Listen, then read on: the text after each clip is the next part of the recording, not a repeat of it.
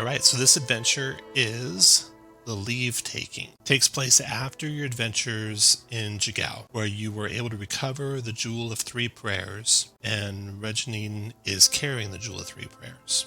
This adventure starts at daybreak on the next day. You hear a knock on the door of your room. You were staying at the Unbroken Tusk Inn, which you had been rewarded a free night stay because of winning the contest the previous day. And the voice of Elder Ushru you hear coming through the door. Elder Ushru is an elderly orc priest and one of the clan elders of Jigow. He says, "Travelers, I wish to tell you something of grave import. Will you have a morning meal with me?" He pauses and then sheepishly adds, "I do have the right room, don't I?" I suppose that would depend on who you're looking for. Well, Travelers is awfully vague. I'm looking for the champions, the ones who recovered the jewel in the race yesterday. Look no further. This is a room full of champions. Well, please come on down when you're ready. Dinner or breakfast is on me, he says. Give me like 40, 55 minutes. And to be clear, this will be the breakfast of champions, right? It will be. Oh my God, that's amazing, David. All right, so while you guys gather your gear together and decide amongst yourselves if you're going to go and meet Elder Ushru, let's do some introductions. Caravan is a Drakenblood wizard, a chronologist specializing in time magic. He has an owl familiar named DeLorean. Last night, while everybody else was resting, Caravan apparently somehow managed to study, 10 years worth of lectures from the university in one night using his chronergy, and now his intelligence is seemingly higher than it was when you guys went to bed. I.e., his intelligence was raised by 2. Okay, Kalmir, go ahead. Kalmir is accustomed to being in the water. He is a bit he's a bit of a rogue. He's also professionally he's accustomed to being on the sea, and you know that he swims really well. I will say that just as a player, I plan on playing him very roguish and very selfish and willing to cheat and do things like that. And if those are things that you would rather him not do, then you should stop him before he does them. And additionally, he gained a feat. He tapped into some of his ancestry. You have some speculation that might be something to do with elementals. But he gained the magic initiate feat. He now has a water owl named Bubble. Yeah, and can empower his blades with thunder. So he has booming blade. Okay. Next we got Reggie Knight.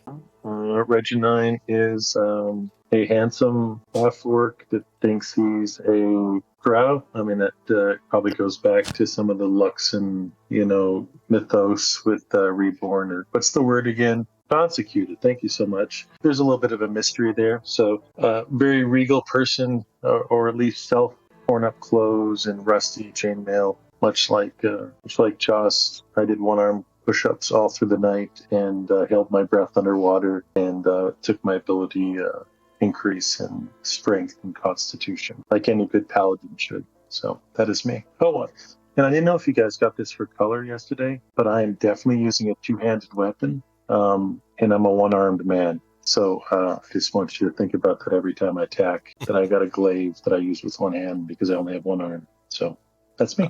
That's awesome. Beldrin, your turn. Beldrin is a reborn drow who has found that somewhere in his past lives there's some source of rage, of some sort of wrongdoing that he's not quite sure what it is, but he knows he can bring it up and channel it and use it to fight and otherwise strengthen him. Over the course of the night, finally the dynamic tension is paid off. No, actually, he's gotten a little bit quicker and a little bit stouter. So he's much harder to hit. And then lastly, Zavar, go ahead. Yes, Zavar is a pious cleric of the Luxon, and he reveres the Luxon's history of granting consciousness to the humanoid races. So he is a knowledge cleric. Things have been going pretty well for him recently, and his trust in the Luxon and his faith for things to go right has improved a little bit. So he is a little wiser. Right. And his picture didn't come up because I had this not fixed yet, but it was There we go. Okay, so you woke up to the knock on your door at daybreak, the day after your competition. Elder Ushru, the elderly orc priest and clan elder, had invited you down to breakfast. What do you guys say amongst yourselves? Yeah, we need to take advantage of this fame. Get us some easy work. I think we should go down for breakfast. It is the polite thing to do. Okay. Hearing no dissenters, you guys gather your gear and head downstairs. Ushru Before we go down, I will cast Gift of Alacrity, bestowing the Gift of Alacrity on Cal. Amazing. Whatever your name Kalmir. is. Kalmir. Yeah, Kalmir, Kalmir. yeah. There you go. So Kalmir, I just added that D8 to your macro for initiative, so it should. Oh, that's You awesome. can check those, make sure that was working. I think it is now. Looks All right. like it. So that's done. You I'll guys, loan Tom, so I get this right. I will loan Kalmir a medallion of meat pie. all right. No, Kalmir. you keep it or give it to a tank Oh, or someone. Hopefully, I know. We Don't worry about it. traded last time. No, I'm not We worried. traded last time. If I'm getting hit, Right. I'm doing something wrong. So Something wrong? Okay. right. I'd rather the I'll give it meat to, shields have that so they don't go down. Let me give it to my drow buddy over there, Veldrin. Valdrin. Okay, Veldrin, Yeah, you're carrying so I'll give Medal of that the to you. Meat Pie. So when you want to eat that, it's 2d4 plus 2 temporary hit points. One use. So heading on downstairs, Excellent. he is at first jovial, conversational, asking about your past, how you arrived in Joras, how you arrived in Jigow. You're learning some stuff about each other that you might not have known before, about your past and where you came from, things that you don't keep hidden. But then, after a little bit, he turns much more serious, and he shares a vision he had with you. A vision came to me last night, he says. A golden amulet rose to the surface of a pool of blood, and countless hands lunged upward out of the blood to grasp it. In turn, all the hands fell back into the pool until only one remained. The one whose hand claimed the amulet was a handsome man with curly hair and a somber expression. He turned to me and said, "They must find me, the ones from the grotto." He takes a deep breath. He says, "So tell me, did anything happen to you in that place that would help me understand this vision?" Not that I remember. He seems very I was grave. unconscious. He seems very grave. He says, "I encourage you to share anything you know with me. And all of you can make a wisdom insight check." So everyone click your token and then click your wisdom. It should be like 5th, 6th, 7th button to the left. That was slow. You guys are a pretty insightful bunch, especially with the Cleric of Knowledge and Wizard, Kervroth, and Survivalist, Reggie Knight. But none of you sense that he's trying to get anything for his own good, more that he's trying to share information with you. Karavrov will reveal what we saw. I think this is the first time Reggie Nine's heard this as well, so I'm super fascinated.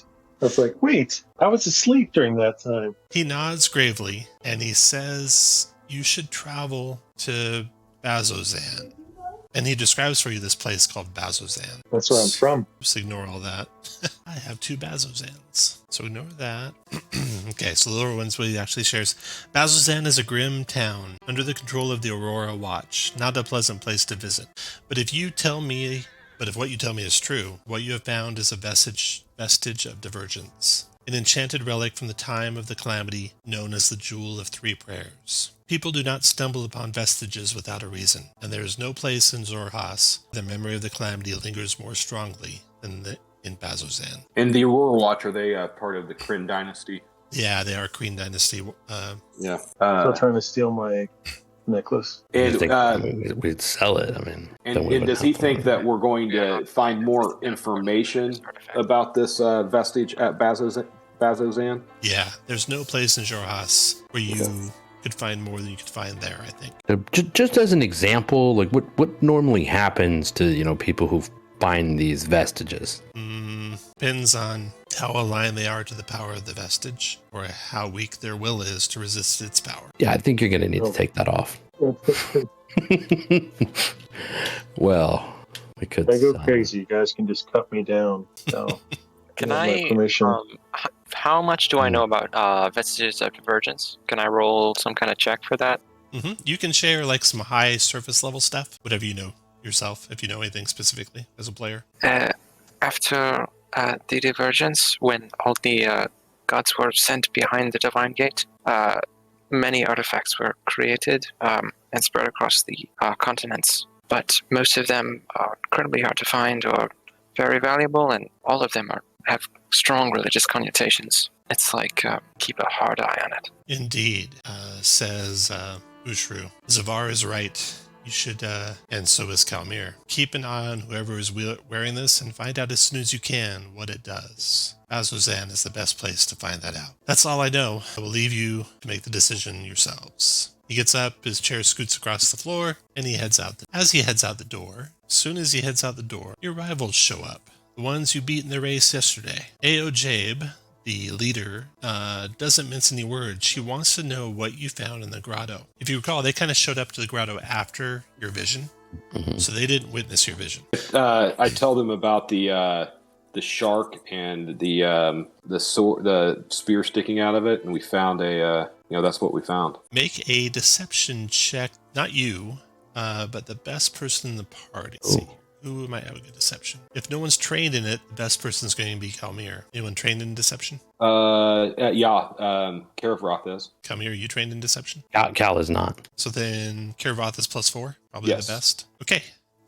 Make a deception check with advantage, Caravan, between you and Kalmir. I assume you're trying to not share with your rivals the scope of what you saw. That is absolutely correct. Okay. And as much as it was tongue in cheek, as soon as I think we should cover the medal up or the medallion up in public. Okay. Yeah.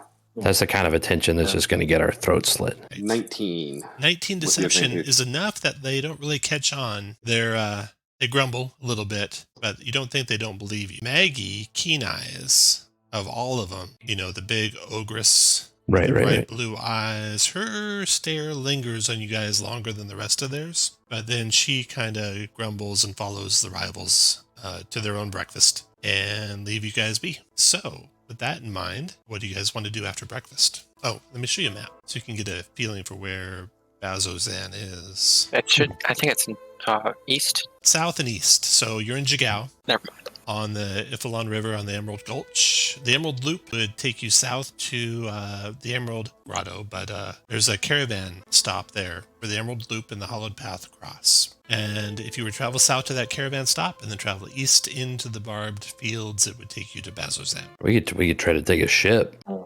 I'm not going to. I think we should go by land. I do not have very good experiences with ships. That's just because you sailed with the wrong crew. I'd take care of you. You'd be fine. There are no ships currently docked in Jigow, so you'd have to wait for a little while to find one seaworthy to head to Bazzoxan. We could steal the next ship that puts in, but if we're going to go by land, I think we should cover our tracks. I really don't like that bunch over there, indicating the rivals. So. Mm-hmm. They seem like a fine group. Yeah, that's the problem. So you guys can get away from them. You can get out of the breakfast place and talk amongst yourselves. So no chance of them overhearing. They seem to be lingering in town. They're not leaving right away to go anywhere. So they must not have overheard anything about Bazzoxan. And you guys could try and sneak out of town without them knowing. If you want to head overland, you can do that right away. If you want to go by ship, you'll have to wait for a little bit for a ship to arrive. I say we head out overland. What if we put out some rumors that we've taken with our fame, we've booked a big job guarding some precious cargo on the route to Urzen, and that would leave on the morning, and then tonight we can slip out and head down. Are there any? I don't see any towns at all between here and Bazzoxan. Yeah, there's no towns at all between you and Bazzoxan. Do we know what the terrain is like? Do we need special gear or anything? You won't need a special gear. You'll skirt the mountains, and let's see, the travel duration. How much horses? We could buy some horses. So slow, stealthy travel could take as much as about 15 days for the whole trip. Oh, wow. Normal travel will take you about 12 days. Fast travel take you about 9. It doesn't add much. Let's sneak our way over there. How in a boat would have been what? Because we probably could have circumvented everything. Not necessarily, because there are no docks or anything by Bazzoxan, so you'd still have some overland travel, and you'd have to find a place to put ashore.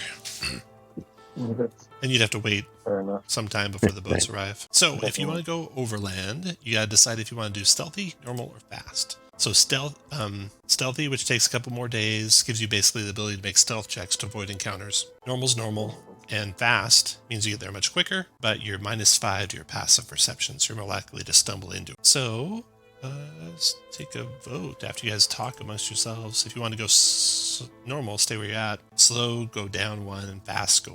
It seems like Or we have normal. something of interest, and I'd like to keep that away from other people.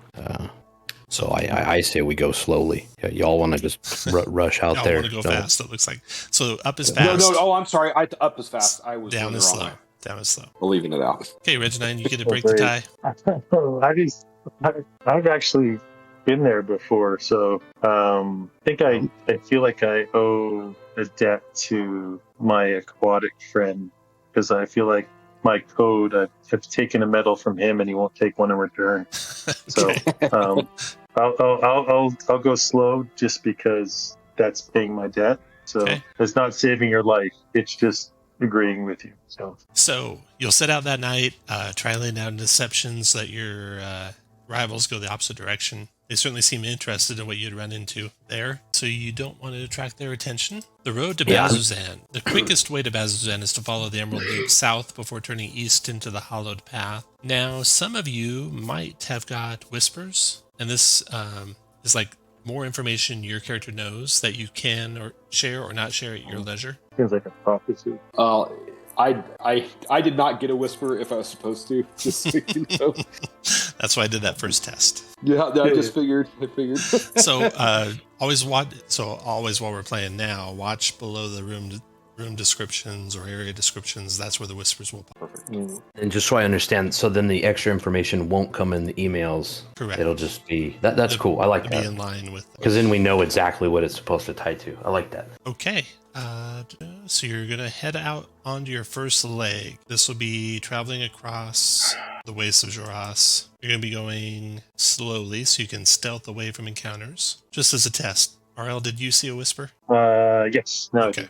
Good. Just wanted Or we can stealth up to encounters. Seeing that I have the survival, I'll say, well, I used to be a guard, I think, here. And we see all kinds of creatures here in these lands. But we see like these giant elephants things, but they're furry. And then there's these, and I point out these tracks, and here's these tracks of these moorbounders, which are giant cats. So he describes pretty these, nasty. Yeah. these two types of creatures that wander the wastelands here. Oh, We need to be careful about, if they're hungry, they're pretty vicious and they hunt in packs. So we should be careful. Good thing you're being stealthy. Your first couple days of travel, it's going to be at the stealthy pace, 10 days to get to the Emerald Loop. First several days, 2-3 days, you don't have any encounters. What kind of everyday spells do you cast? They wouldn't have an aid spell or anything like that they cast every day? I would cast that Gift of Alacrity every day on Calmier. You want to do that every day in the morning and then maybe save a slot, do it every day at night? Yeah. Okay. And every night I'll cast. Every night I will cast Create Water, so we can refill our water supply and have fresh water, so we don't have to do that the next. Sounds good. I think I always volunteer for the last watch because I don't seem to sleep the whole night. And when everybody's asleep, I randomly pick somebody just before we wake up to cast invisibility on, and then I never let anybody on to the fact that I turn one person invisible and see how long that joke goes for. So the second night after he falls asleep, I cast invisibility on him. Okay. This is day 3 of your guys' travel through the Jorhas wastelands. Just off the road ahead, you spot the corpse of a large draconic creature. It's covered in roiling, wispy shadows, and the grass around it has been trampled flat. What do you want to do, Reginine? So I do tell them that I don't remember because my mind at my age is spotty. There's something amiss with those shadows. Like Those we need to be shadows? careful. You would kill the creature? I'm not that intelligent. You'd have to get but I think closer to it's- see. Do you want to examine it? I mean, I can sneak over there and investigate, except I'm not very good at investigating. Yeah, Calmier, why don't you do that? Yeah, And then if it attacks, we'll know that it is dangerous. Calmier, whenever killed that is- Caravan can cast invisibility on himself, and then sneak up there and investigate. That sounds like a good. He's much better at investigating them. Yeah. Why don't you save a spell slot and I'll give you nice. bite you with 3 prayers. Oh, okay. That works. They're free and they Karavan, whatever killed that is very dangerous. So just be careful, all right? Oh. And he taps you on your shoulder, and you get a guidance. Ah, very good. Yes. And you worship Luxon, is that right? Yes. Okay. Caravan does his best not to show his disgust at being touched by a worshiper of the Luxon. I'd be with you. He hides it very well. So Caravan will move up there and examine it stealthily and invisibly. Oh, it's got wings. Okay. who are those, Tom? Can you guys hear me? Yes. Yeah. Yeah, I'm sorry. I'm reading. So the battle scene. You get up to the body. It's about the size of a horse, and the wingspan's over 20 feet. It's got 2 legs and 2 wings, so it's not a true dragon. The roiling, wispy shadows seem to be actually a part of the dragon creature. It is riddled with broken arrow shafts and sword wounds, and you see armored humanoid tracks surrounding. So, Okay. I will touch the... Oh, no, never mind. I'm not there, am I? Yeah, you all can close in. There's nothing dangerous about it. Okay. I'll point out the burn on the underside of the dragon's corpse. Okay, so not visible to the rest of you, but Karavan spots it. There's a serious burn along the draconic corpse's underside, suggesting some sort of magic that dealt fire or radiant damage to it. I'll crouch down, using my glaive to support myself, and then have to press it against my shoulder, and I'll brush some of the sand off or the dirt, and then I'll point out to somebody or anybody that's paying attention to me, because I'm self-important here. I see tracks, and then I point with my free hand over to this withered oak tree in the distance. It's not too far, I guess, maybe 120 to 100 feet away, but I point that to somebody. What are the tracks? What kind of tracks do you see? They look humanoid. Yeah, they look humanoid. I So guess they're a little worn out, but they look humanoid. there's nothing else around the battle scene that you can find. So this creature died by swords and arrows, and maybe some sort of fire spell. Yeah, go ahead. Can I take a look at one of the arrows to maybe identify whether they're Zorhasian or some other kind? Yeah, careful inspection of broken arrow shafts. You would guess Jurassian, maybe Aurora Watch. Yeah, the Aurora Watch has been through here. We should avoid them. Yeah, it's probably just a routine patrol, and they're keeping the road safe. Vicious killers. You cannot trust them. Yeah. Do you think they're potentially over by that oak tree? You mean the Gloomstalkers? You don't see anyone by the oak tree. So if they walked over there, they're gone now. And what were you saying, Zavar? Zavar was, saying that the Aurora Watch has been through here. So you can head back to the road, or go investigate the oak tree and see if they left anything behind there. Wait, what's this Aurora Watch? It's the standing army of the Kryn dynasty. Oh. That's who's in charge of the place we're heading. Correct. It's who's in charge of this entire. Yeah, we should avoid them. But it does. Is this a dangerous beast? Incredibly why dangerous. did they? Okay, so they're doing people a service by taking it out. It didn't seem like they harvested anything. Is there anything we can harvest from it? Yeah, you can take some horns and teeth and such. Yeah, I'd like to go investigate that. Okay. See the trees. Maybe some Caravan useful wants to intelligence investigate. there. Anyone else want to go with the Caravan? Yeah, I'll protect them. Okay, move your guy up if you want to go over. The oak tree, the old withered oak tree, about a bow shot away from the corpse. And you find there signs that humanoids rested here before heading back to the road. There's scraps of food and bandages. You also find a silver ring with a small sapphire, which must be worth close to 250 gold pieces. So you're able to pocket that. No, Nothing else there, though. More signs that it would have been Aurora Watch Patrol. we're really not good at securing their equipment, that's for sure. I'm gonna have to make a little note in my book about that. So back onto the road. This was in the morning of the 3rd day, maybe about 10ish or so. Later that day, after you've broken for lunch and continued on that day, you come to, on the road in front of you, the bodies of 6 Aurora Watch soldiers. Near the corpse of a demonic creature that looks like a cross between an ogre and a spine-covered toad. The demonic creature is slowly dissolving into black ichor.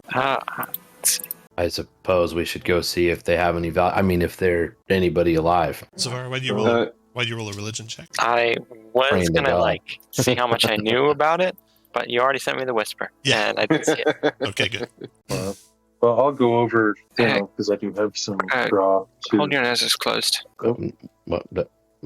Why? Because it stinks. Oh. Oh, Okay. well, I you got a guys little were bit of a quandary. We'll say you're traveling from like the north side of the map or the south side of the map. And here's the corpse of that creature. And around it are corpses of Aurora Watch soldiers. Or now I'll use these elves.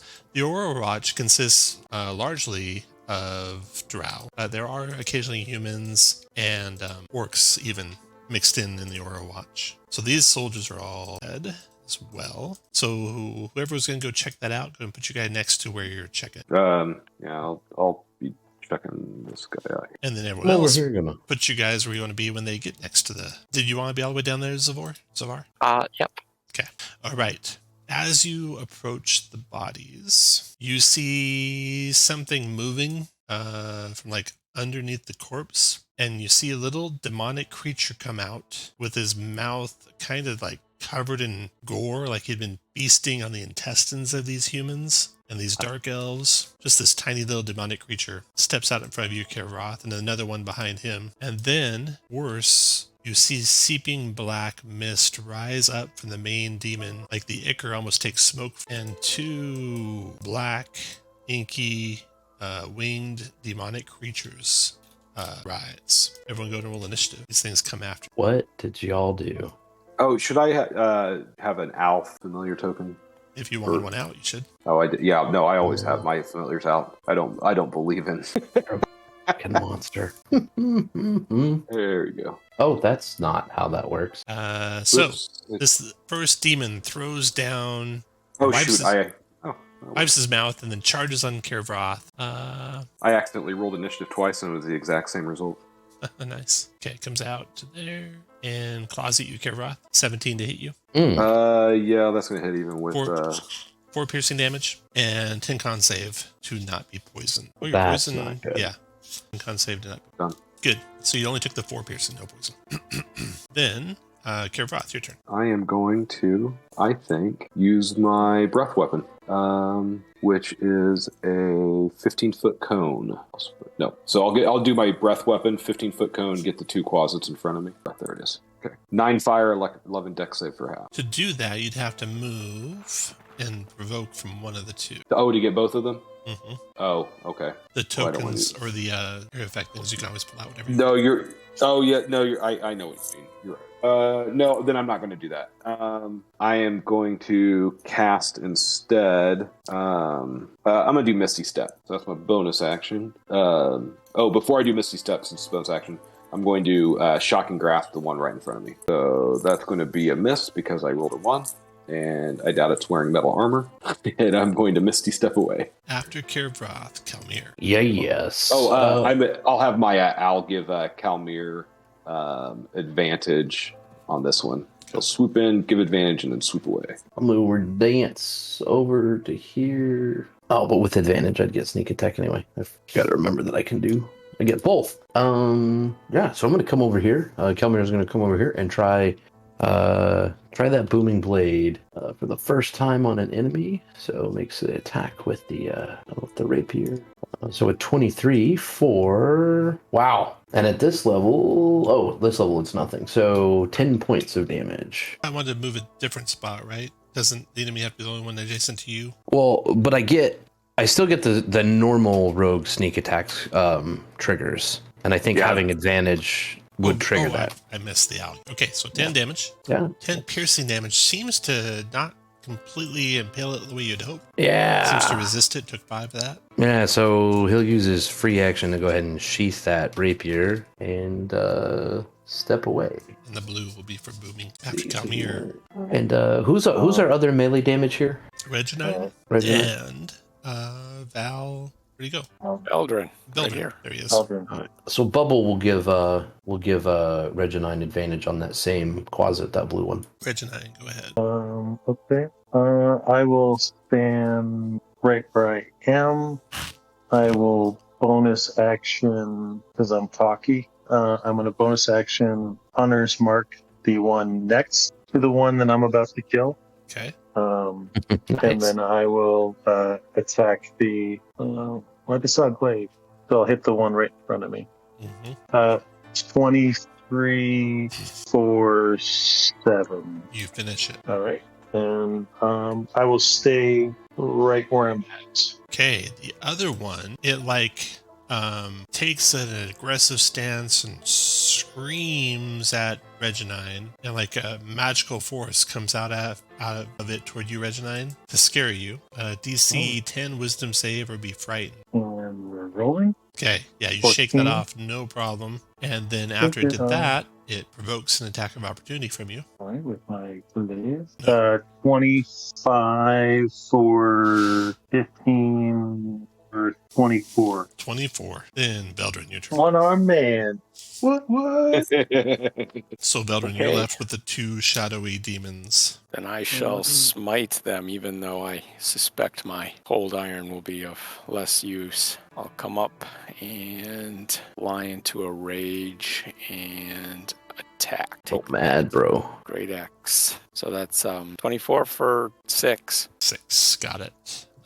Not magical, so it'll do half. 6 is 3. Fragmentary images of my past lives start swirling around me, summoned by my rage. So that thing, done. till the start of your next turn, or your rage ends, has disadvantage attack creatures other than you. So, Nice. shadows go. The first shadow, flying speed of 30. It 6 swings around to Reginine, and it is. It's overcast enough that your drows are not suffering, and it's also not suffering. Or your drows are suffering and it's suffering. Which would you guys prefer? I don't like the sun anyway. Okay. We can suffer a bit. Let's see, 1 through 3, it's heavy enough overcast that you guys aren't suffering. It is heavy enough overcast. So then it attacks Reginine, gets a 19 to hit you, Reginine. Why does that say shadow? Start with the damage. Oh. I'll take the damage. 10 points of psychic damage. Oh, my head. Concentration check. Put a concentration marker on you too. DC 10 concentration check. Yeah, I was looking for that actually. It's the very first one. It's not Almost. loading. It's not loading. Right. And is it wisdom or con? Con.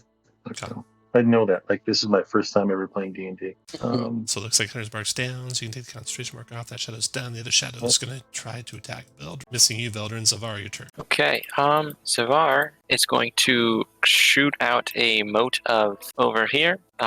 So a piercing light appears and lances through this one, hopefully. Guiding bolt. If you could, can you use the token macros for me? Sure. You don't have to do it for this one. You can keep the one you just rolled. It does all the damage, all the crits, everything. Okay, so your 16 is a hit. Yeah, and you can roll your damage on your macro that you rolled the first time. Okay, 13 radiant damage to the thing.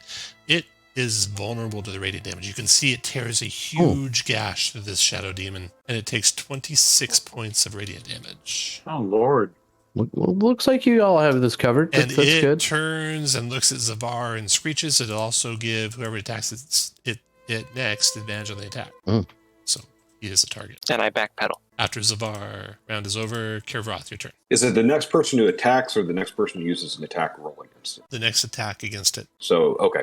Well, in that case, I'm not going to waste that advantage for somebody else, and I'll use Magic Missile on this guy right here. Okay. 3 missiles strike out at the creature. It takes force damage, so 10 force. And then I will give Reginine. My owl will swoop down and give Reginine advantage against this one. Calmir, your turn. Why don't do me and I'll do Reginine. Well, because I figured you could go down here and use the advantage that was already on this guy. Oh, cool. You're smarter than me. Calmir, your turn. All right. Well, then I'll pull the +1 dagger, come down here, using the advantage from Guiding Bolt to try to stab him with a booming blade. An 11 with advantage. Missed. All right. Let's see. And I'll give Veldrin advantage, or my owl will give Veldrin advantage anyway. Reginine, your turn with advantage on your first attack. I will bonus action Wrathful Smite, but I will, when I pronounce it, I will say Wrathful. Okay. To see if anybody gets the joke. And I will attack the shadow. You hit.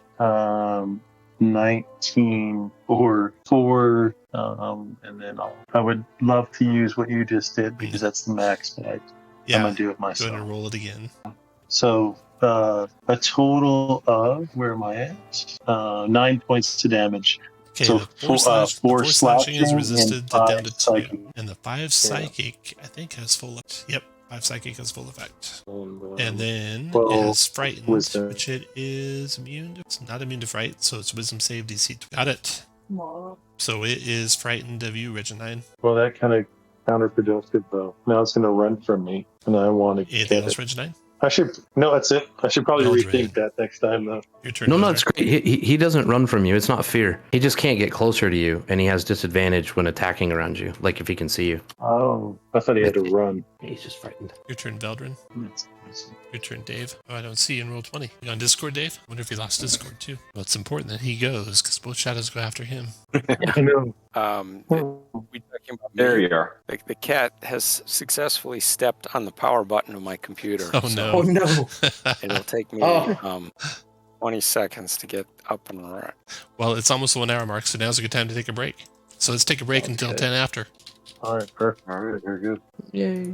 All right. If you're back, David, it's your turn. Okay, I am back. Going to continue pressing my attack on that shadow that I'm facing. Swiping at it with my... Okay. 21 to hit Dave for 10 damage. Is that right? Well, do I crit. get advantage? Crit, yeah. Crit for 14, 16, or 16 damage. Yep, 16. Okay, 16. Non-magic weapons will be 8.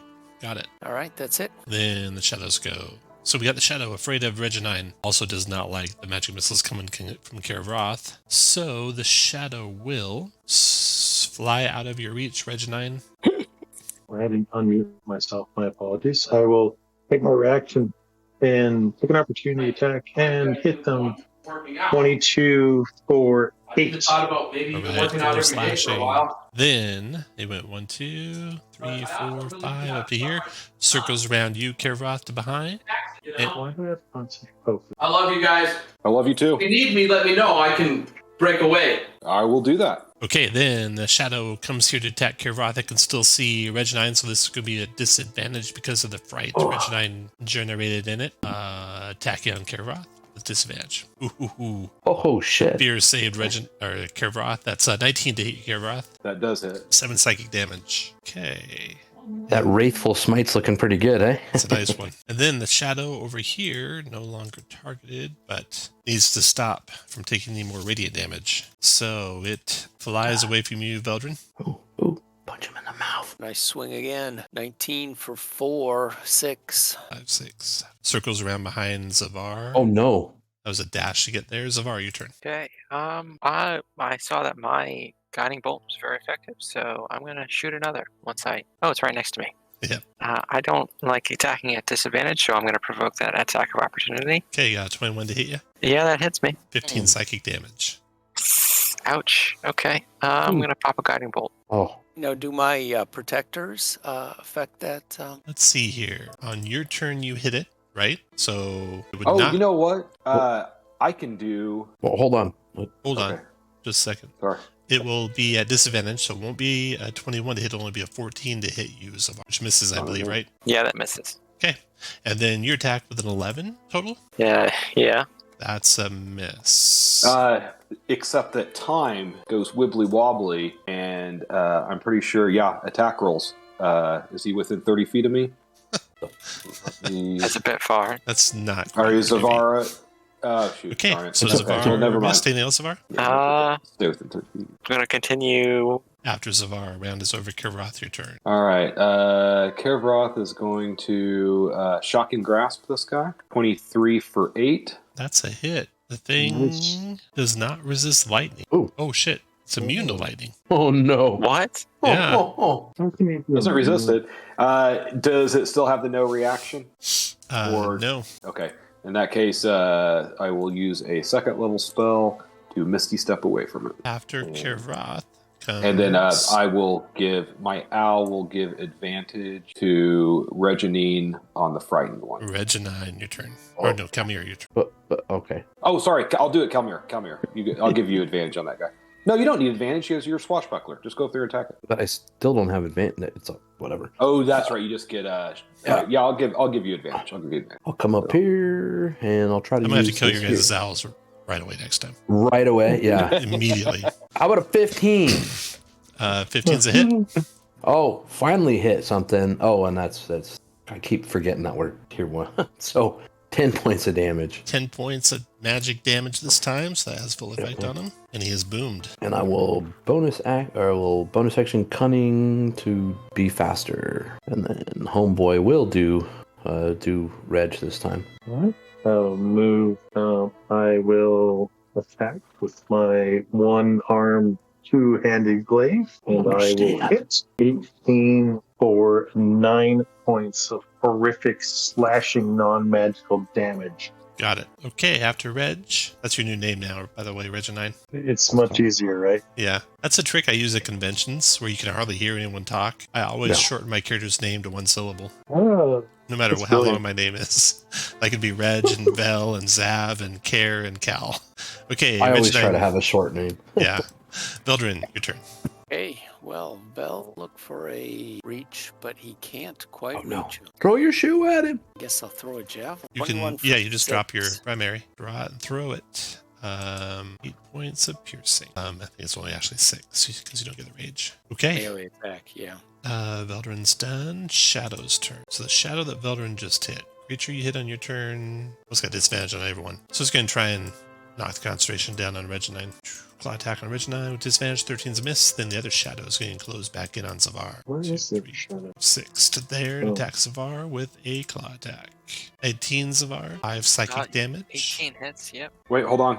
I think I'm within 30 feet this time, and I'm pretty sure that it applies to bad guys too. Yeah, needs to reroll. I thought I might have put a reroll automatically in your button. Oh, that would have been cool. Still a hit. Well, that sucks. 5 psychic damage. We keep the first This damage. is Yeah. 22 misses.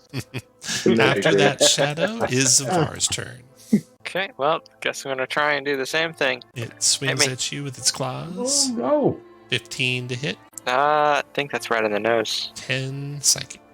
I'll be fine. And then I'm going to shoot another guiding bolt. Whoa. There we go. Nice. 20 points of radiant damage to it. Oh, no. Wow. And I'm going to stand right next to Kelmir. After Or right Zavar. behind Kelmir. No. What? Kirvroth, your turn.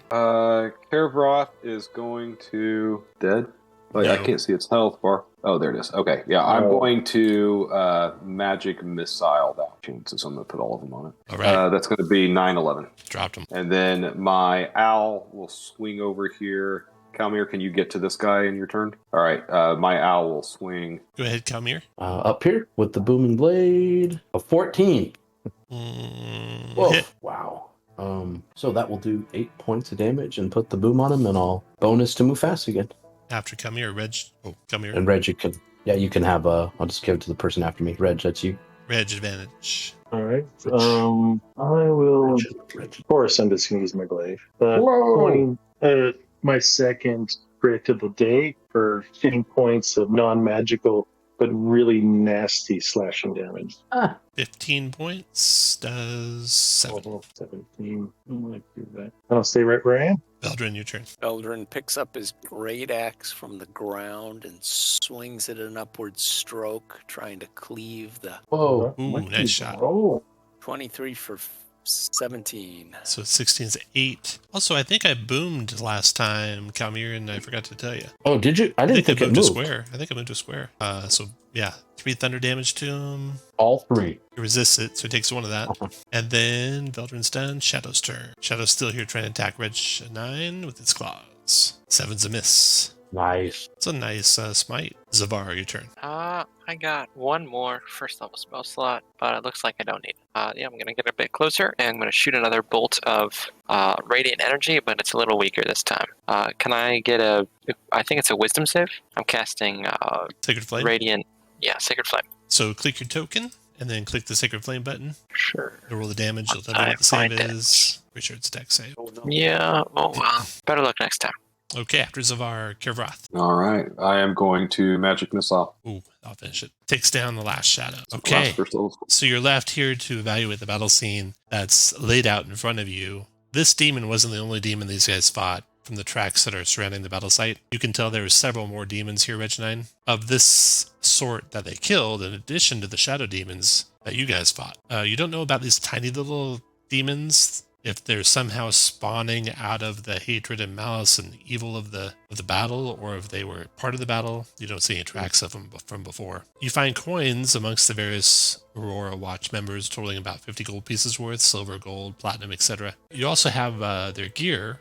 Some of it's serviceable to the tune of about another 50 gold pieces worth of gear, spread amongst daggers and swords and serviceable pieces of armor. Symbology or religious iconery from Bazzoxan? Yeah, there would be some. There are watch members. All right, so yeah, I'll take some, and then I'll walk over to my clerk friend. What do we call it? What was his short name? We didn't come up with Zav. Zav, and so I'll hand them over to him and say, clearly, we need to take these to the appropriate place or whatever. And I'll put my hand on him when I do that, and I'll give him lay hands for 10 points. But I'll save one symbol, and I'll hand it over to my friend R. So sounds good. Same word. Thank you very much. You guys can take a short rest. Spend hit dice as you like. I'm definitely gonna do that. And can we also take a little time, y'all, and bury the people, and then maybe, I don't know, burn or whatever you cleric needs to do to make these demons stay. Arcane recovery. Well, that'd be great. Is there like firewood in the area that we can gather or something like that? Yeah, you can find some scrub brush to burn. Zavara's going to make a little funeral pyre for these 6 unfortunate souls. We should get some identifying marks off of them so we can, to whoever they serve, that what happened, and maybe get a reward. Is anyone a good artist here? Man, No. Do the Aurora Watch have like dog tags or something like that? No, they don't. Okay. Oh well. I've lined you up. When you're done doing all your short rest duties, move your token and square up. So Zavara's going to say a little prayer for all of them, and then light up the funeral pyre. All right.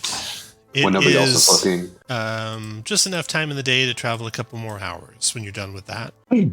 And What'd you say, Josh? your travels just before Yeah, sunset, don't worry about it. you come across the corpse of another demon. Mm-mm. This time, an enormous ape-like demon punctured with countless spears and axes. Maybe this is part of like a running battle these Aurora Watch were fighting. But no, not this one, because all around it are the bodies of humans wearing hide armor as well as many horses, so nomads, not part of the Aurora Watch. Y'all that are from here, is this number of demons normal? Do I know if this number of demons is normal? Let's see here. Let's see, Road. You know that. So Veldrin knows some stuff. Zavar knows some stuff. Are we on the roads? Mm-hmm. Yeah. This doesn't seem... Normally the roads are pretty well protected and the demons are not active. You wouldn't necessarily say that. The roads No? are better than not being on the roads, but they're not necessarily completely safe. The watch does their best, but it's not always possible. Yeah, we should really think about taking a boat next time. I've never seen this many dead demons just floating on top of the water. That's good. Also, Reggie Knight, you had seen tracks of mastodons and scavengers like moorbounders, but the other tracks you couldn't identify. You think they might have been demonic from the various demonic creatures you've seen. I relay that to the team. I also go into a 5-minute explanation of what demon this is. The four-armed ape Udak, which I think it's a four-armed. It is. It has 4 arms. Yeah, I thought I saw this miniature.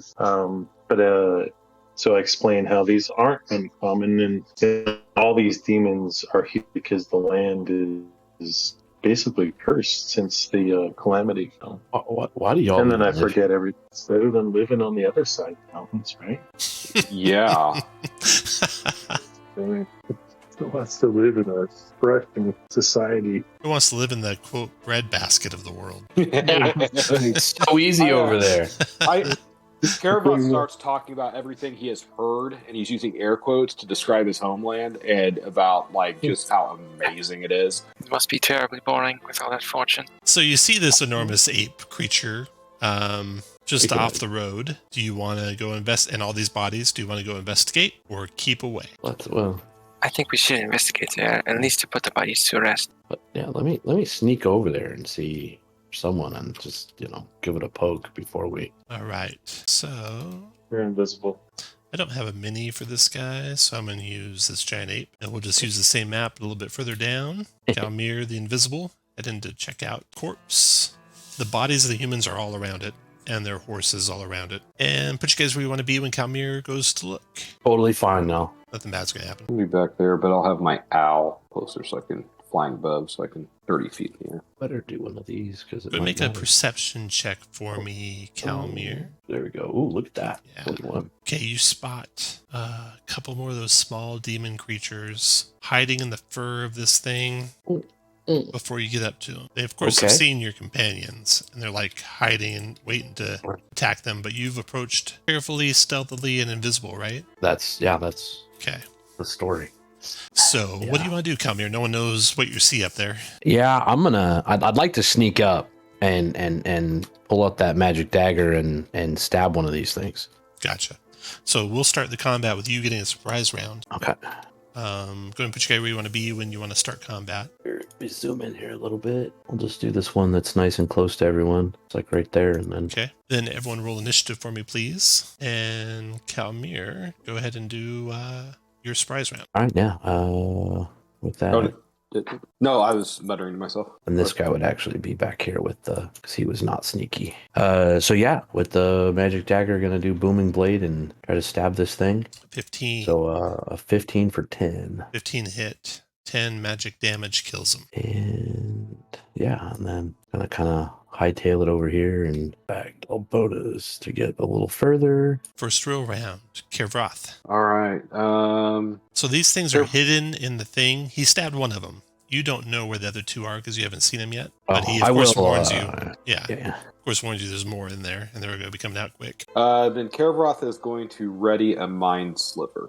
After Kervroth's ready comes the first of those things. Okay, one comes burrowing out of the fur to there. Your mind sliver can go off. 14 intelligence save it. You got him. Oh, 4 psychic damage and subtract a D4 from next save. Okay. Next That save. posits moves to there. Speed of 40. Thing's fast. And comes over here to attack Kervroth with the claw. 19 Kervroth. That'll hit. 6 poison. 10 con save or take some more poison. On save. Nope. Got it. So 6. Piercing, not poison. 6 piercing. Okay, that causes done Zavar. So Zavar, you can see the one by Kervroth. You know there's another one in the demon, but you don't see the other one. Yeah, I'm going to hit the one next to Kivroth to Okay. protect my friend. Sacred Flame, that's the thing. There we go. Sacred Flame, 14 dexterity saving throw. It dodges it. That's Calmir. my turn. all right. Calmir is going to move over this way. Oh, but if he does, he can't do that. Oh shit! Let's just try it. It's fun, right? I believe I can use steady aim with a thrown weapon, right? Except the dagger's only 20 feet. You and can that's do it with probably- any weapon, Right, even a melee so- attack, I think. Yeah, all right. But that's not going to help me there. So, yeah, he'll go ahead and bonus to get extra movement. Move over here and attack it with the booming blade. A 14 for 14. 14 hit and finished it. Skewer the little monster. 25 more. And honestly, the owl doesn't know where it's at, so he's just going to move him back here and Okay. be done. Veldrin, you know there's another one in there from Calmir. You don't see it yet. Right, It's well, filthy with now them. Look, You move up to there. Do you want to ready or do you want to try and find it? It's like go rooting around. Rooting. if I see something pop out, I'm gonna swing Ready. at it. Got it. It pops out. Try and whack a quasit with my great axe. Like whack a Slicing quaz. down for a mere 13. Okay, 7. 7 damage. Are you raging? Not yet. So 5 damage? Yeah, 5. Right. Got it. And it resists that 5. So it's Reginine's turn. Oh, no, it gets to attack you. Claw attack on you, Veldrin. That's a miss. Reginine, your turn. Run down there and one arm, two-handed attack with my glaive. 11 for 4. 11 missed. Okay, so you all were kind of, your attention drawn to the giant lice rooting around on the demon, and you didn't notice what was happening above. But Oh, like the shit. hair stands up on the back of your neck on several of you, or your scales buzz a little, as it may be. And you look up just in time to see two of what you thought were carrion birds circling high overhead have folded their wings and are diving toward the ground at breakneck speed and extend their wings just before coming to about like 20 feet above the ground.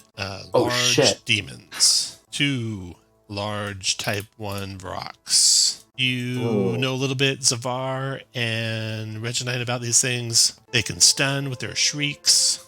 They have the regular resistances of demons to cold, fire, lightning, and non-magic weapons, and immunity to poison. And watch out for their spores. You don't know exactly what they do, but you've heard horror stories of them. Okay, so they are there at the start of the turn, 20 feet off the ground, and then we have their initiatives. Good, that's good for us. So, Kervroth, you are first to go. 20 feet off the ground, you see these two things flying. I'm going to breathe fire on the one right in front of me. 20 feet off the ground. 20 feet off the ground. I'm going to jump 5 feet in the air, breathe fire. All right, fine. I'm not going to do that. You did say 20 feet. I don't know why it was red string. I'm sorry. All right, so instead I'm going to magic missile. This one's going to be 10 damage. And then I'm going to move away, and then I'm going to give my owl, I'm going to have my owl give Zavar advantage on this one. Zavar, your turn. Okay, well, I really like that advantage, so I'm going to use it for something big. I'm going to cast Guiding Bolt again, but at 2nd level this time. Whoa. Okay. Is there a way to increase the level with the macro? It's built in. You just announce you're doing it at 2nd, and everything will be there for you. So 15 is what you rolled to hit. That's a hit. It does 17 plus an additional 1. Unfortunately, it's only 1 extra. So 18 damage. All right. 18 radiant. And he has a flag for the next person to attack him. And I'm going to back up. After Zavar, come here. Yeah. Yeah, let's do it. He's going to come over here. And you said 20 up, so he's 20 away. He's going to throw that dagger at him with advantage because of the guiding bolt. Nice. So a 21 for 9. That's a hit for 9 magic damage. And then did you use your magic dagger? I did. Okay. I wonder if I have all your bonuses built in. Looks like the damage is 1 too low. Yeah, it looks like the hit might be. The hit might be 1 too low also. Not good. So that was 30. Oh, he'd like to get that dagger back, but he really wants to get away from this thing. Whatever. You only live once, right? He's gonna run over here. But bonus to cunning action, dash, run over here, grab the dagger, and then move 20 feet over here to the west and see what happens. Good turn, Veldrin. Hey, Veldrin is next to that quasit, so he'll swing his great axe and try and cleave it twain. 18 for 13 points of damage. You cut it in 2. All done, Veldrin? And I'm gonna move out. Maybe I'll get out of the way of the spores. We'll find out. All right. The demon flies to here, alights amongst all of you, and then screeches after landing. All of you except demons that hear him are stunned till the end of his next turn. 14 con save negates. Well then.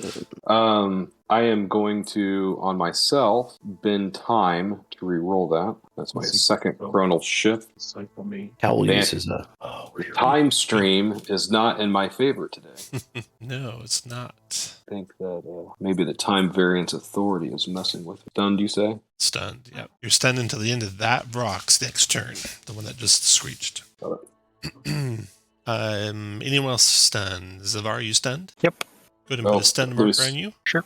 Do your My owl. Come here. My owl stunned. Your owl's out of it. So stun marker on the owl. Okay, the second rock. Got 3 targets are stunned. Doesn't care about the owl that much. So 1 through 3 is going to go after Zavar. It's going to go after Kervroth. So he flies up over to here.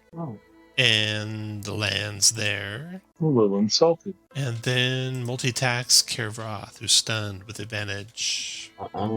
His talons are a 20 for 16 slashing. Kervroth's down. Then he turns his beak to Zavar, which is a 19 for 11 piercing. Zavar. Ouch. He's done. And then Reggie Knight, your turn. Is Zavar stunned? Zavar stunned? Yeah. Zavar's done. Zavar, you'll note that each of the little icons has a name by it, and I think you got incapacitated. Yeah, I'm going through every single one to try and find stunned. They're in and I can't find alphabetical it yet. order, too, if that helps. Okay. Except for the first 3, the most commonly used ones. I had changed it to stun. All right.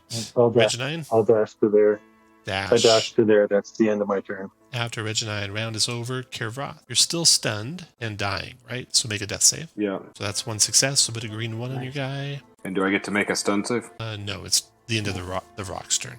Oh, that's right. Yeah, you said that. I'm sorry. Your owl. Let's see here. He will try and give the next person to go advantage, which would be Zavar. So after Zavar's come here, so he'll give Kalmir advantage. He doesn't know your plan. So 1 through 3, the wounded one. Nope, the unwounded one you have advantage on. Kalmir. Well, I'm fine with that too. Okay. Yeah.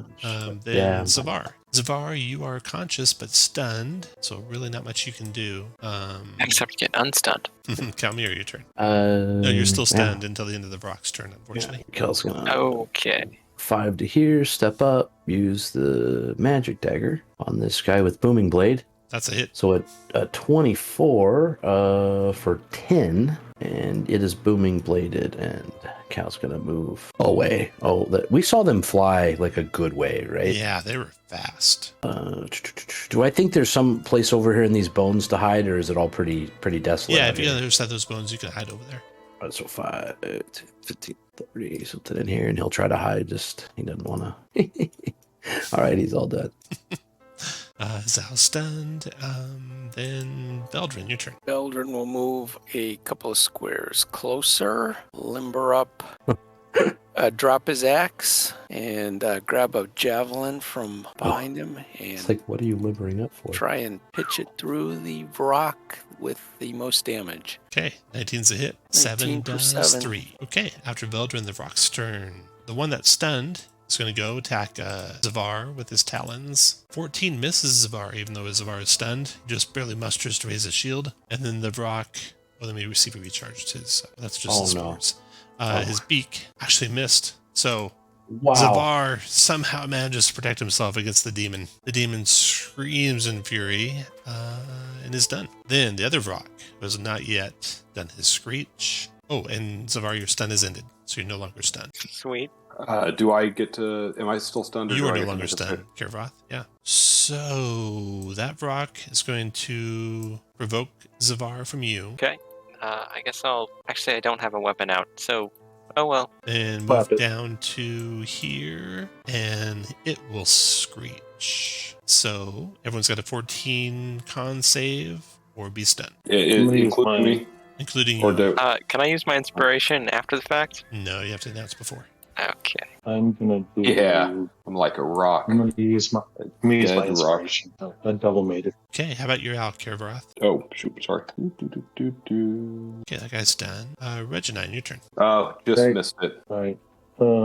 Because you're a devout follower of the Luxon, because I now gave you the holy symbol at our last encounter, I will lean over and give Kavroth my remaining 10 Luxon-based faith points.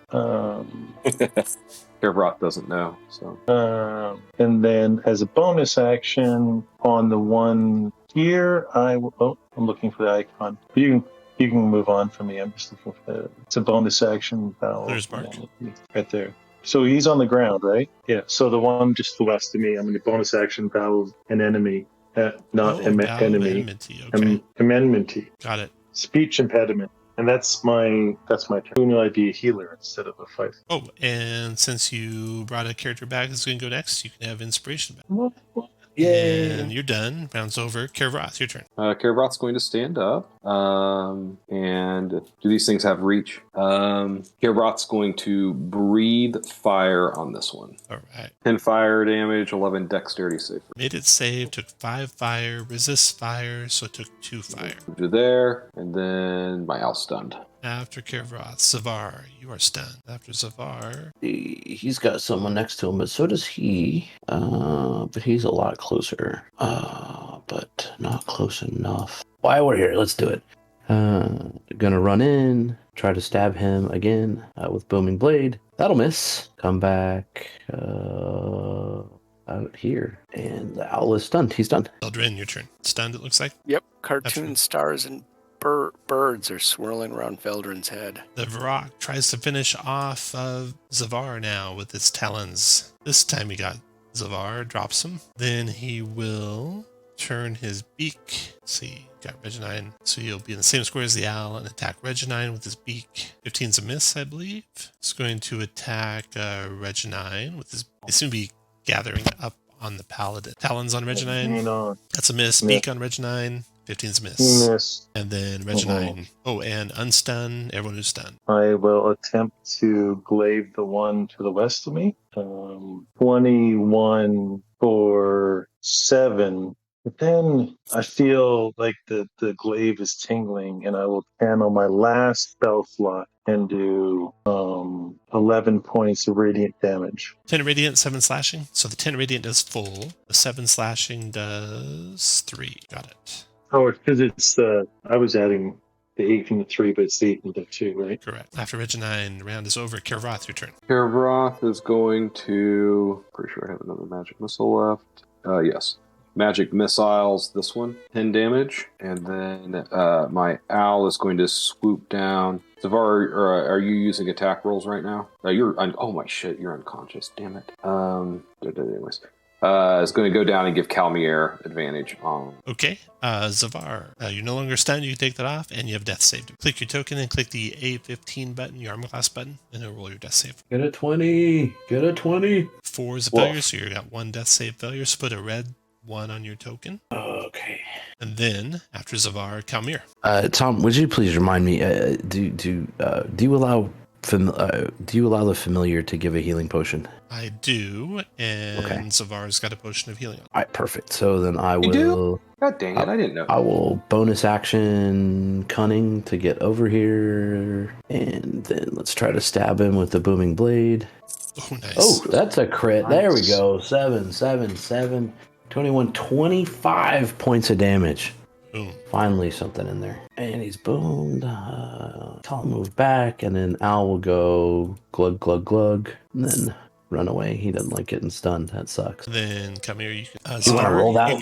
You can roll your own potion of healing, Zavar, and also put a prone marker on your token. And after Calmier is Veldrin. All right, Veldrin will circle around and attack the one that looks like a big fat miss.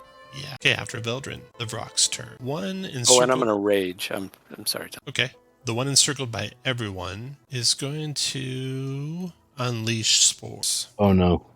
So it's a 15-foot radius spread, so it's going to get Reggie Knight and Veldrin and Zavar. You three all have to make a DC-14 con save. You might want to use your inspiration if you don't think you can make it, because you will become poisoned, and you have heard it's very hard to remove that poison. Zavar, make a religion check with advantage. Religion check with advantage. First, do the religion check. Don't anyone do anything until Zavar does his religion check. You can roll that with the wisdom button. Yeah, you just W. click your token, click the W18 button. Hey, Evan, are you there? He's saying I'm trying to rejoin, but it won't let me. Okay. We'll just, I guess, reload. So I'll roll it for him. He knows this about... Okay, Whoa. should have been intelligence. With advantage. That's a 22. His last words, maybe, is we have to have holy water to stop this. Oh. I don't know if any of you have holy water, but you might want to definitely make the save if you don't. So, inspiration for everyone? Use an inspiration. Okay.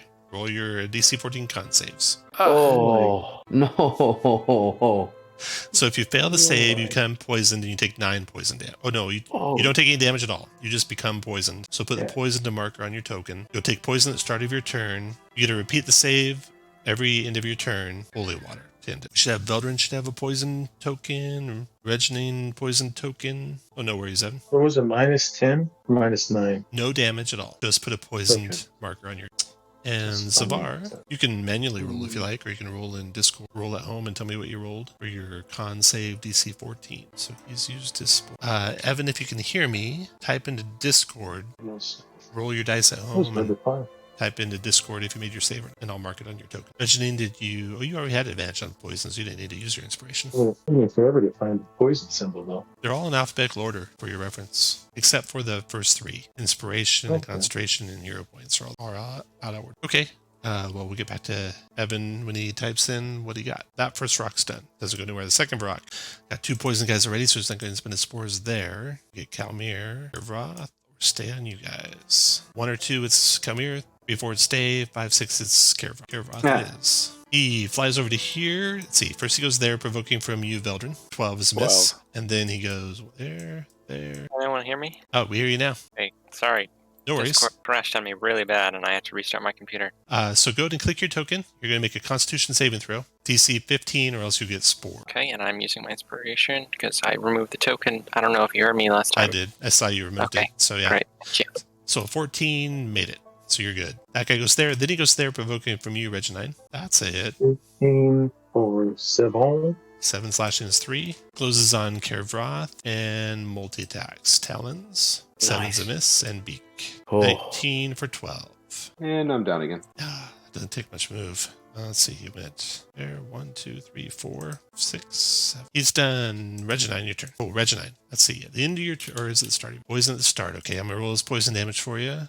You take 10 poison damage at the start of your turn. So I take 5? Do you resist poison? Yes. Being undead? Yes. Yeah, you do. So you take 5. Your Cal thought you were a dwarf, but just an exceptionally tall one. With an odd number of appendages. I'll attack the gentleman to my... actually, I'm going to move, and then I'll attack. Shoot. So 9 or 9. If either one of those hit. No. That'll end my abysmal. When you're done, make dismal. a saving throw. DC-14-CON to remove the poison. Come on, get this. There it is. So 22. Okay, you can take the poison marker off your guy. Good to go. Round is over. Caravan is dying. Death save, Caravan. Alphabetic order. Get a 20. Do you have a healing potion on you? I do 2 of them, in fact. Well, your owl will go give you one, and then fly back out of the area. Oh. So you can roll one of your healing potions. A cute little owl. Mm-hmm. Nice. And put your prone marker on your guy. It's done. Zavar, your turn. Okay, Zavar's going to stand up first of all, and then a bunch of dust on the ground coalesces into a small comet, and it's going to swing towards this blue one. That is a sacred weapon. Oh, nice. Okay. Oh, cool. That's a hit. Boom. 6 force to that thing. Great, and then I'm going to sacred flame it. 14 dex save. Got him for 1 radiant. Aha, that'll show him. One more closer to being dead. Okay. You can go over to the spells folder in the journal area, and in the spells folder you'll see one that's spiritual weapon. You can drag it out so you can put spiritual weapons at. After Zavar is Kalamir. Yeah. I'm probably more guilty than anyone, but these are we should try to focus on one of them if we can. Cal's gonna come up here, dagger with the booming blade. Come on, 9 misses, and he'll move back out. And now that he can, his owl is gonna give him advantage on the next attack. After you, Veldrin. Veldrin, you're poisoned, so at the start of your turn you take 6 poison damage. Okay. Coughing and hacking as he struggles against the poison, but more angry than ever, Veldrin swings his great axe at the rock. 19 for 8 damage to the rock, but now it has disadvantage on anyone but you. And then if you're done with your turn, you can make a saving throw versus poison, DC-14-CON. This time I'm gonna make it. So throw that poison marker back on your guy, and Brock's turn. Okay, the Brock surrounded by all of you is disadvantaged attacking one of it, Veldrin. So he will see if he recharges his spores. Does not. Multi-attacking on Veldrin with the Talon. 16 Veldrin for 15 slashing, and That then all you got? 17 for 13 piercing. So do your damage and then add the poison marker back on your guy. Then the rock to the north. No one's poisoned around him. He will go and use his spores now. So this is Caravan and Regine and Zavar. DC-14-CON save or poison. I'm going to use my advantage on this. So put the poison marker on you if you failed. And Zavar, you made it. So you're good. So only Caravan was affected with the poison marker, and that rock's done. And then Regine. One for listening to Cal's. I will attack that one. 23 for 12. Nice. That does 6 to it. Then Did I say this was a magical blade? I don't know if that's Caravan. At the start of your turn, Caravan, you take 3 poison damage. I like this music, but it is way too chill for this fight. This fight's nasty. Yeah, fight is nasty. You get that, Josh? 3 poison damage, your turn. Oh, you said Caravan, I'm sorry. Yes, I did get it. I said it and I heard you. I was focusing on what music Shane was listening to. Oh. I'm sorry, I was paying attention to Shane, not you, Tom. Okay, I took the poison damage, and now it's my turn. Yep. I'm going to stand up, and these guys, it was the shadow demons that were immune to electricity, so I'm going to try shocking grasping it. Or let me see. What's that, Shane? I thought one of our allies yelled out when they showed up that they were immune to the typical demon stuff. I thought it was immune to acid. Resistant to cold, fire, and lightning, and immune to poison. Yeah, that's what I was thinking. Resist lightning. So still take it, and gotcha. Nope, not with a 1.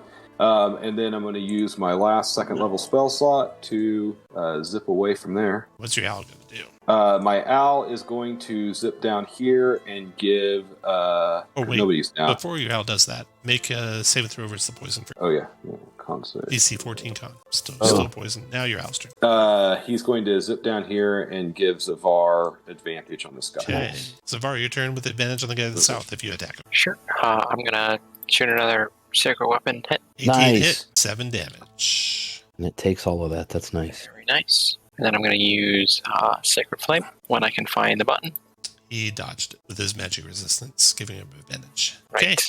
After Zavar, come here. All right, Cal's going to dash in here with the advantage from his owl, try to get him with that dagger and a booming blade. There it is. Oh, gosh, now I have to add. 26. There you go. Thank you. 26. And he's boomed. And he'll come down this way. Actually, he doesn't want to do that. He's going to come over here, and the owl will do the same thing. Oh, shit. I'll give him advantage on that guy. Okay. And then, Veldrin, you're poisoned, so you're going to take spores. 3 poison damage, Veldrin.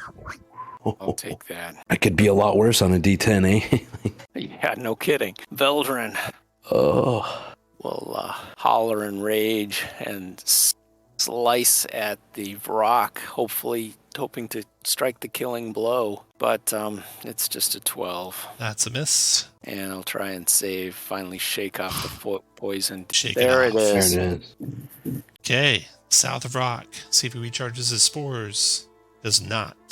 He was not hit by Veldrin, so he can attack anyone he wants, but he'll stay on Veldrin. Talons on Bring Veldrin is a miss, and Beak on Veldrin is a miss. And then the rock to the north can go left or right on the guys harassing. So 1 through 3, it is Calmi. Nope. It is Caravan and his owl guy. Oh. Comes there, multi-attack and Talon on Caravan. Oh. Miss. And Beak on Caravan. 25 Does for 9. not. Oh, no. Brock's done. Reg 9, your turn. Attacks the one below. 19 for 7. 7, non-magic does 3. Got it. Then after Reg 9. Yeah. I'll stay there. Okay. Might move here. Okay, That's then it. Caravan, death save. Roll a 20. Oh, I should have said roll a 20 on the first number. Well, let's see here. You took poison damage at the start of your turn, so you got a death save failure, but you made a death save, so you got a death save success. So you're 1 on 1. Got it. Oh, Got it. no. Then the end of your turn, you get to make a con save DC-14 to end the poison. Yes. Nope. So you're still poisoned.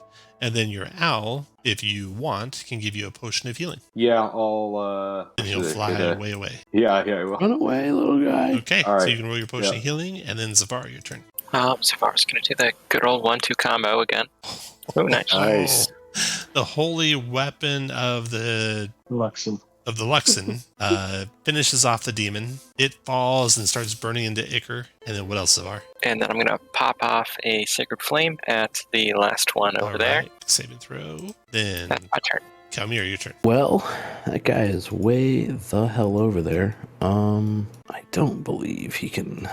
Well, he can get there, but he's not going to get there. He will move to. He'll move to here, and then he'll drop the dagger. Oh fuck! What? No, you know what? He's just gonna. He does have advantage from the owl, so he'll move to here, drop the dagger, shoot it with the short bow. Oh, a 23 for 14. That's non-magical though. Non-magical 14. So 7 points. And yeah, the owl will do the same thing again, and I'll be done. All right. After Calmir is Veldrin. Okay, Veldrin will charge across the battlefield, raise Get him, his Vel. axe, and try and split the thing from beak to bottom. 17 for 16 damage. That's a hit. Okay, after Veldrin, the Vrock's turn. See if it recharges its spores. Does not. It screeches and flaps its wings mightily and sends into the sky, provoking from Kervroth and Veldrin both. What does Caravan have in his? I think his. Veldrin, that's a miss. I'll try doing it with disadvantage on my dagger. Kervroth is a miss.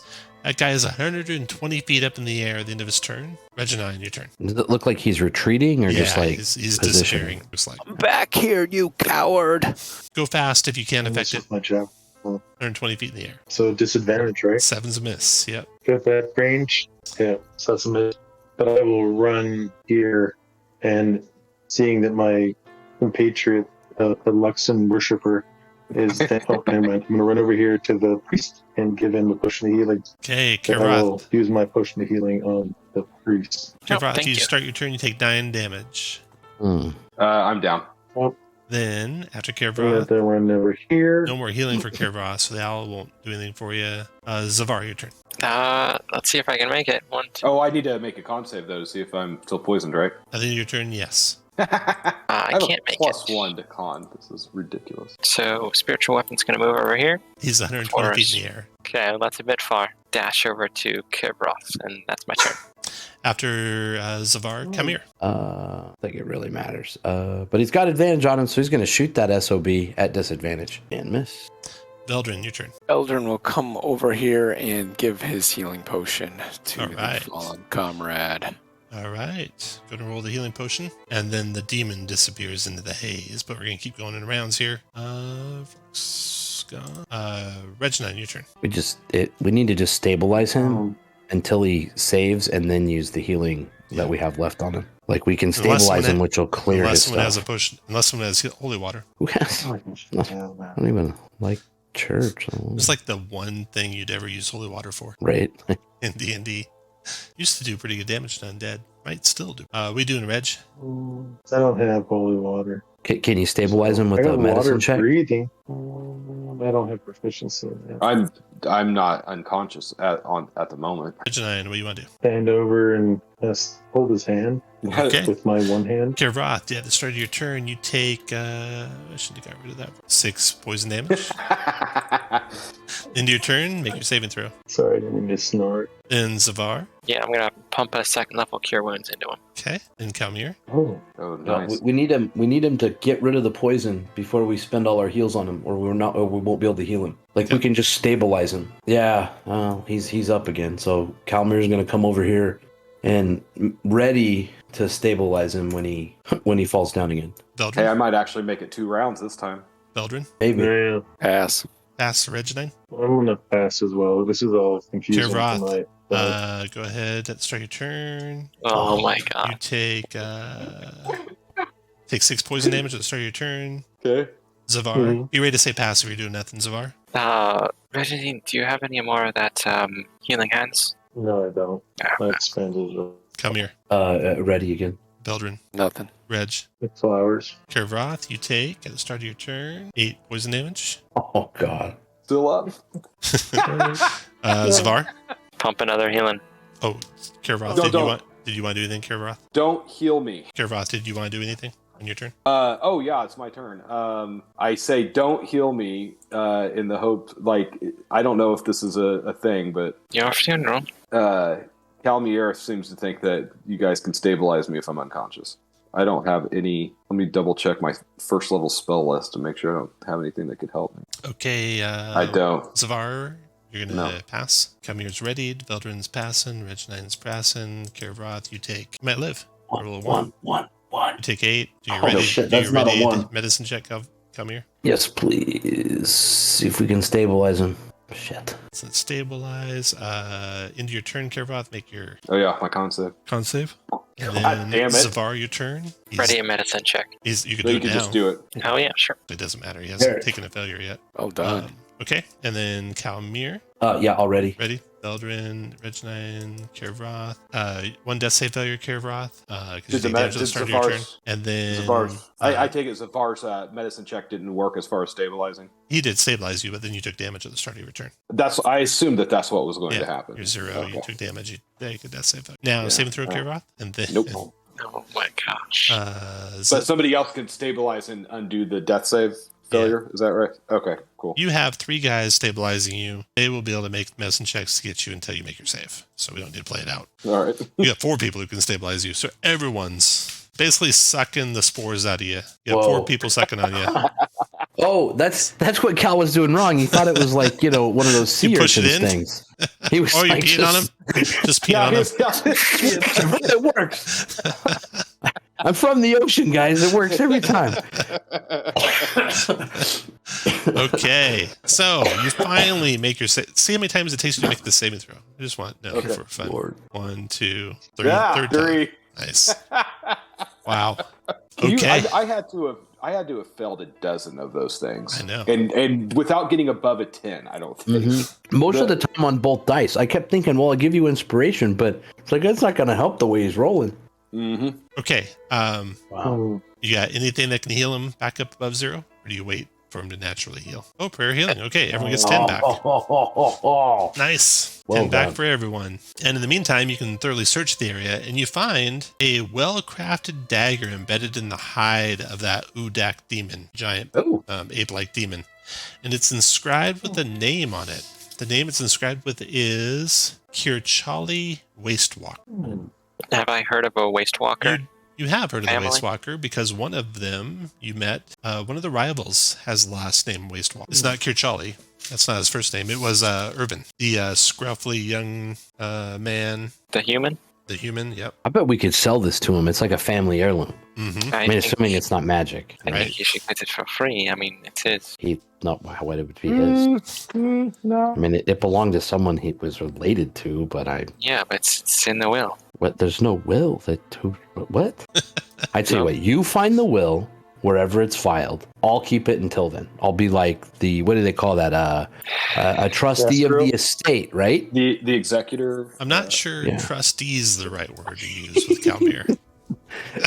I mean, it will stay with Calmir. It won't go anywhere. I mean, he will keep it very safe. Until someone makes a good offer. Okay. So short nice rest. Second short rest of the day. You can do ahead and spend hit dice if you got them. We need a short rest right now, guys. I mean, other than Car. I need one. I'm at 10 out of 22. Yeah. I'd like a long rest. That'll be coming soon, but you might want to do a short rest first in case something happens before then. Yeah. Cool. Zavar's going to do funeral rites for the tribes people. There's a lot of them. Okay. Lots of funeral rites then. Lots of funeral rites. I'll make sure none of them have wills on their persons. So you get some distance away from this place just in case more demons come back. But then it's time to make camp for that night. It was a long, long day. You find a mastodon burial ground where you're able to make camp. That's a picture actually of your rivals camping, but imagine you were doing the same thing. The moon's up in the sky there. The clouds part just enough to see them. And you get a long rest. So the next day dawns. Ooh. You're halfway to your destination. No turning back now. So you're traveling through the wastes. Well, you do your normal spells. You're fully healed. You recharge all your daily stuff. And did that dagger turn out to be anything other than? Yeah, it is magical. Inspired? It's well crafted. It's actually magical. So you got another +1 dagger. Someone should take this and use it, like a fighter type. Yeah, someone. I mean, it's better than hitting with nothing. So like the barbarian or Reg or someone. Yeah, I'll definitely. Okay, Reg, you can hear the dagger. I'll take my duct tape that I always carry and I'll put it to the other end of my glaive. Got it. Nice. If you want, when we get back to town, I can scratch that name out. It's canon. Okay, this is actually a couple days later before your next encounter. So you're about 3/4 of the way to the Emerald Loop when traveling about midday. Actually, no, it's late in the day. Getting near camping time. The sun's down low on the horizon, almost set, when you see a large draconic creature Nope. covered in roiling, wispy shadows, antagonizing 2 mammoths that are moving slowly across the waste, minding their own business. They're about 500 feet away. Ignore the second paragraph because you guys were choosing to travel stealthily. So everyone make a stealth check. Click your token, click your dex button. Got it. Better. I am going to use chronal fortune, my chronal ability to not step on that stick. There it is. Time so words you are got with you now. You need one more roll, and it's Reggie Knight. All right. I'm going to use, even though I have a -1, I'm going to use my inspiration. Okay. Nice. Ooh, but it's a 1 still because you had disadvantage from your armor. Oh, jeez. You were straight up. That stinks. So, unfortunately, it did see you. The draconic creature shrieks as it descends upon a mammoth, with claws bared. Its attacks have little effect. It ascends back into the sky and spots you. It lets out another shriek as it flies toward you. It's 500 feet away from you guys, and it starts. You're in Do a we get an idea of how fast it's moving? Like yeah, the you think turn? it'll close that gap in about 3 rounds. 3 rolls, right? You got about 3 rounds. So I'm going to take your guys and put them in a more desolate region as you travel further. We'll use this. You're traveling from left side of the map to the right side of the map. Ooh, Things cool. approaching from your guys' left. Let's see, I'll put Reggie 9 in front. So put your march order around Reggie 9. You might not be in front, but whatever your march order you have around Reggie 9. Then you have this this creature He's coming from the left. that looks like this guy. Oh, that is cool. Yeah. It is So, I coming will your use- way 500 feet away. So it's not where I have it shown on the map. It's 500 feet away. Everyone roll initiative. Maybe we see shelter. I'll take this opportunity to give everybody a history lesson on what it is. And I'll point out to everybody in a calm voice that this is a Gloomstalker, right? They're not even from here. They're from the Shadowfell, right? Isn't somebody got the Raven as their... Anyways, and it's actually kind of cool. I'm not freaking out when I'm saying this, but it's actually a mount for followers of the Betrayer gods, right? That's why it's stuck here, because after the calamity, they're obviously stuck here. But interesting anecdotal note, it is actually vulnerable to radiant damage. So, Var, if you want to hit him. Okay. So, Where do I sign up to get one of these mounts? Has What's the everyone rolled trick? initiative? If like, so, wow. Calmir, it's 500 feet away. Well, I quickly scan to see if I see any kind of shelter, crevices, a cave. You don't see any place you can get away from. Well, fuck. There are not good places to hide either. 500 feet is gonna have to get closer. All right, it looks like we're fighting this thing, y'all. Right? Like or are we gonna try to just outrun it? I don't think we can outrun it. 'Cause You it's definitely going can like outrun it. 100. You can see it coming really fast. Right. All right. There's no Then chance I'm to gonna. Well, I'm gonna do something. Oops, that's not what we needed. I'm gonna come over here. Yeah, I'm gonna come over here and dodge. After Calmir is Kerbroth. Caravan is going to cast invisibility on himself, Nice. and he's going to move. Oh shit! You don't have to outrun the bear, right? That's That's right. Okay, now the thing is 300 feet away. Veldrin, your turn. it's got to have a breath weapon, right? Does it have a breath weapon? It's spread out. Dave, your Run turn. the other way. Okay. I'll go to the front and brace for an attack. Regina, your turn. So brave. I will take my action and grab the jewel and cast invisibility on Veldrin. Okay. And then I will take my movement and move to here. Okay. Put a concentration mark on your guy. Veldrin, put invisibility mark on your guy. Savar's gonna Spread out. Get over. Spread out. and he's gonna ready a second level guiding bolt. Is it going to be in you range? you might need to wait till it gets closer, because if you doesn't get in range before your turn again, although it'd be close. You think it might get in range before your next Do turn. ready to actions only last a turn? Yeah. Mm-hmm. Okay. A Then readied spell. A readied spell does. can I ready an action to ready an action? No. You could like Okay. ready a sacred flame because you don't lose the spell for that. I guess I'll ready a sacred flame. Okay. Yeah. Hands over. Calmir, you're 300 feet away. Yeah, 300. Let me click the token. I mean, why the fuck not? Let's piss it off, right? I will steady aim to make this an even roll. You need to get within 20 feet of. Oh, because Veldrin. It's 300 feet from Veldrin. And then how far am I from him? You're 30 feet. So I Not need to far. move up Yeah, 10 just 10 feet feet. then. All right. Oh, but then I can't do the thing. And let me just read the steady aim on next attack this turn. All right, I'll dodge. Okay, after Calmir, Kerbroth. Actually, gonna come down here and dodge. Rossman just move.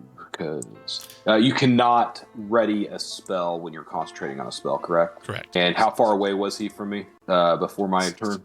It's 300 Like feet. 300 feet. 300 Yeah, feet, yeah. that's what I thought. Yeah, I'm just going to move. Everybody move. Now he is where he is on the map. About 100 shit. feet away from Oh god, way up there. Veldrin. And then I'm going to hide as my action. I'm invisible. I'm hiding against the You're ground. invisible. Veldrin, go ahead. Just being very quiet. You actually are. Nice. Eldrin is going to ready an attack if it comes within reach. Then Reggie Knight, 100 feet from Veldrin. I'm protection from evil and good, and I will step here, and I will spin my glaive around for the dagger end. Don't think you want to do protection from evil and good unless you're ready to drop the invisibility. Both concentration. Oh, because even though it's the item's not concentrating, I'm concentrating. All right, I'll just stand there. Then rounds over. Kalmir, Maybe your turn. right here. So now he's within range. Yeah. But not within 80 because he's 100. Oh shit. You know what? He's gonna ready an attack with his short bow. And then Caravan, your turn. No, I think we established cannot ready a spell when concentrating on a spell, Correct. It correct? takes concentration to ready a spell. Yeah, so then I'm still not going to do anything. Just continue to hide. Then the Gloomstalker's turn. Not very well that time. 16. Then Shadow Steps as a bonus. 1, 2, 3, 4, 5, 6, 7, 8. So you'll Shadow Step right in amongst the fighters there. Oh, nice. Flies down to 5 feet off the ground. Anyone of you fighters had a readied action? Well, Anyone I else did. ready to ready action? Go for it. Yeah, I'll let you go first, Dave. That's a meager 10, though. No, you're invisible, eh? Am I? You are. Yep. Yeah. That's a 24 for 7. 7 damage. Okay. It takes full Does it- damage. Oh, Nice. what a treat. And then we got a Sacred Flame striking it. It's got a dex saving throw for that, which it fails with the 9. Wow. Takes a full 10 points of Radiant because it's vulnerable to the Radiant. And then the short bow comes in, but it's only a 9. 9 missed. And then it goes. It's multi-attacking when it arrives. Actually, no. Yeah, multi-attacking when it arrives. Bite and claws. And now that it's been struck. Well, this is already. It's going after it. Bite on Reggie. 20 to hit you, Reggie? Nice. My Using up your metal. Nice. Okay, then it's claw attack. 16 missed you. It's done. Nice. Veldrin, your turn. You can take the invisibility marker off you. You can stop concentrating, Reggie. All right, I'll take that off in a second. I'm going to fly into a rage, and I'm going to swing 9. 9's a miss after Veldrin is Reggie. All right, so now Nice. where's the I? Anyways, the vow, right? So, Mm-hmm. and then I'm going to attack with the glaive. 19 or Nice. 10 Okay. plus. Oh. Is it a fiend or undead? It is not a fiend or undead, But but it is vulnerable radiant. So that does a total of So- 28 damage to it. that's nice. And I will mark off the spell slot. After Reggie is Zavar. Okay, now I'm gonna pop off that high level guiding bolt. That's a hit. Holy shit. 34 points of radiant damage to the thing. Oh, you said high level? Yeah. So Second level. 41 points of radiant damage, right? Son of a bitch. Boom, 41 radiant. You almost like rip a whole wing off the thing. It slams down to the ground, shrieking. You don't think it'll be able to fly again. Alright, so Calmir's gonna whistle like he's going to work. He's going to cunning action dash and then drop the short bow here. He really wants to hit, so he's gonna use that dagger and try to stab it with the advantage from the guiding bolt. Nice. So with the booming blade, Hit.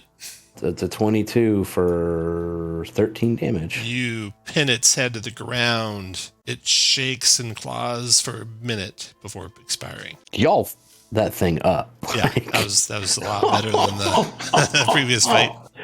Wow. A lot better than the previous fight. You, Do you guys like are to not think- sure if Karavroth left or is still here since he did absolutely nothing. He's invisible. I feel like the and master- he didn't get Master poisoned. he's too embarrassed to become non-invisible. He stays invisible. He stays invisible and starts just to spy on the rest of the party for a little while. Oh my god. Oh boy. Okay, so you don't really need to rest, right? You can continue on. You search the creature. It has no treasure on it. Just a random wandering monster in the moors here.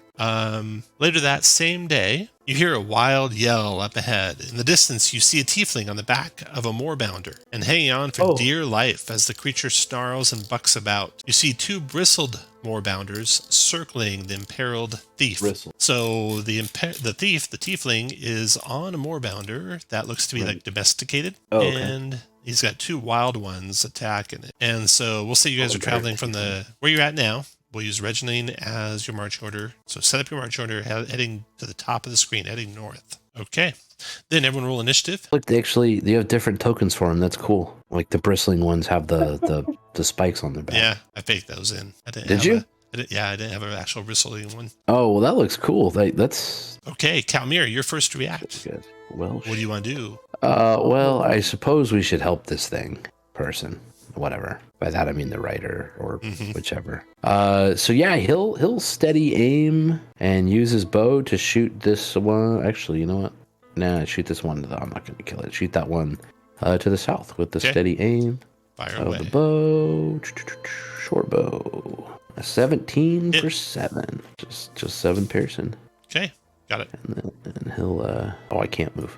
Oh, don't you get a sneak attack? I don't. No. I don't think so because it's. I did have sneak attack because I had advantage. Yeah. Silly goose. Yeah. So 17. Got it. I'll give. We'll give. We'll give Zavar advantage. Okay. The first of the bristled ones. It circles around to here, sizing up its opponents, and it's also ready to attack anything that gets near it. So that's a dangerous one. And then Caravan, your turn. Caravan is going to cast Magic Missile on the injured one. Okay. Airball. Oh, wait. That's only going to be 7 damage. Got it. Oh, okay. There, and then he's Al is going to give Zavar advantage. Now, remember, your Al can only fly 60 feet, and it's an action to give advantage and leave you adjacent to that creature. Oh, is it? I was going to measure it out. Shoot. Yeah, I was. But this one is 55 feet away. And also readied. Yeah, so never mind. The Al's going to just fly over after here. Caravan, the bristled one that's injured by you guys is going to come bounding after you. So it didn't see really where the damage came from, so it's going to stop at the first thing it comes to, which will be your paladin. Comes there, multi-attacking, and its claws and its blades. Oh, the thing is very fast, bounding at a speed of like you think about 70. Oh, yeah, super fast. Maybe we should knock it out, get some mounts, y'all. Claw attack on Reggie is a crit for 31 slashing. Can you do anything about that, Josh? Yes, I can, because I'm within 30 feet. Sorry, I was taking a drink. And I have one more chronal. All right. I'll roll that again then. It is, instead of 13, which misses, then its blade attack is a 15, which misses. And then Zavar, your turn. Blades. So it's like attacking with the blades on its back? Or Yeah. There's actually blades all over its body. Okay. Yeah. Oh, it's theoretical healing, dude. 31 points. Yeah. Evan. Okay, so I don't really care about this poor tiefling, so I'm going to over here-ish, and then I'm going to pop a sacred, or not a sacred weapon, but a spiritual weapon.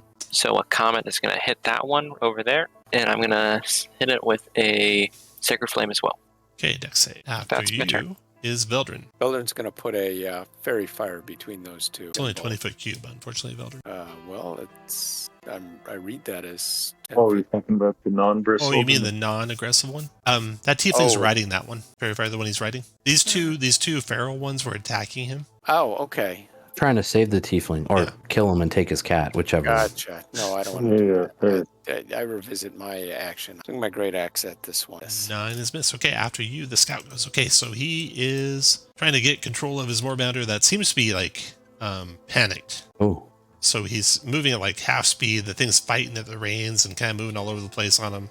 He gets to there, away from the danger, holding on for dear life. Reggie Knight, your turn. I will circle around the other side, end up here. I will bonus action look for both cast Bane on the 2 bristle, right? So I think that's 30 by my arrow. Nice. So on both of them, I'll Bane them. 12 charisma saving throws. Okay, they are Ale and Succeeds. So the northern one is Bane. And then I will use my arms two-handed attack with my glaive. 7 for 10. Was Bane a bonus action? Yes, isn't it?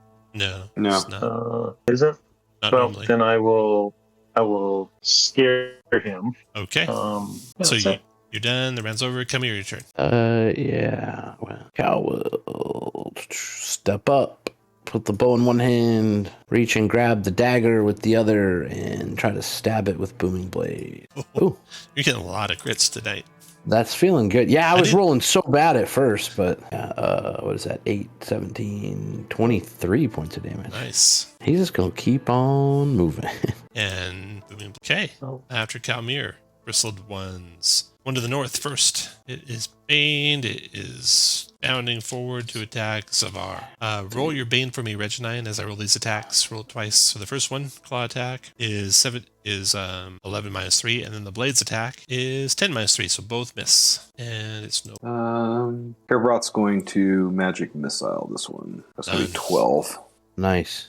After And then his owl is going to whoop over to here and give Zavar advantage against that one. okay, And then Zavar, fly your turn. back 10 feet to there. The comet's gonna move and hit the Warbounder right next to me. Find the button. There it is. And then I'm also gonna use a Sacred Flame. Okay, after Zavar, Veldrin. Veldrin will move alongside it, raise its great axe, fly into a rage. Ooh. Oh, nice. There we go. 20. That is, And disadvantage attacking but you, the scout.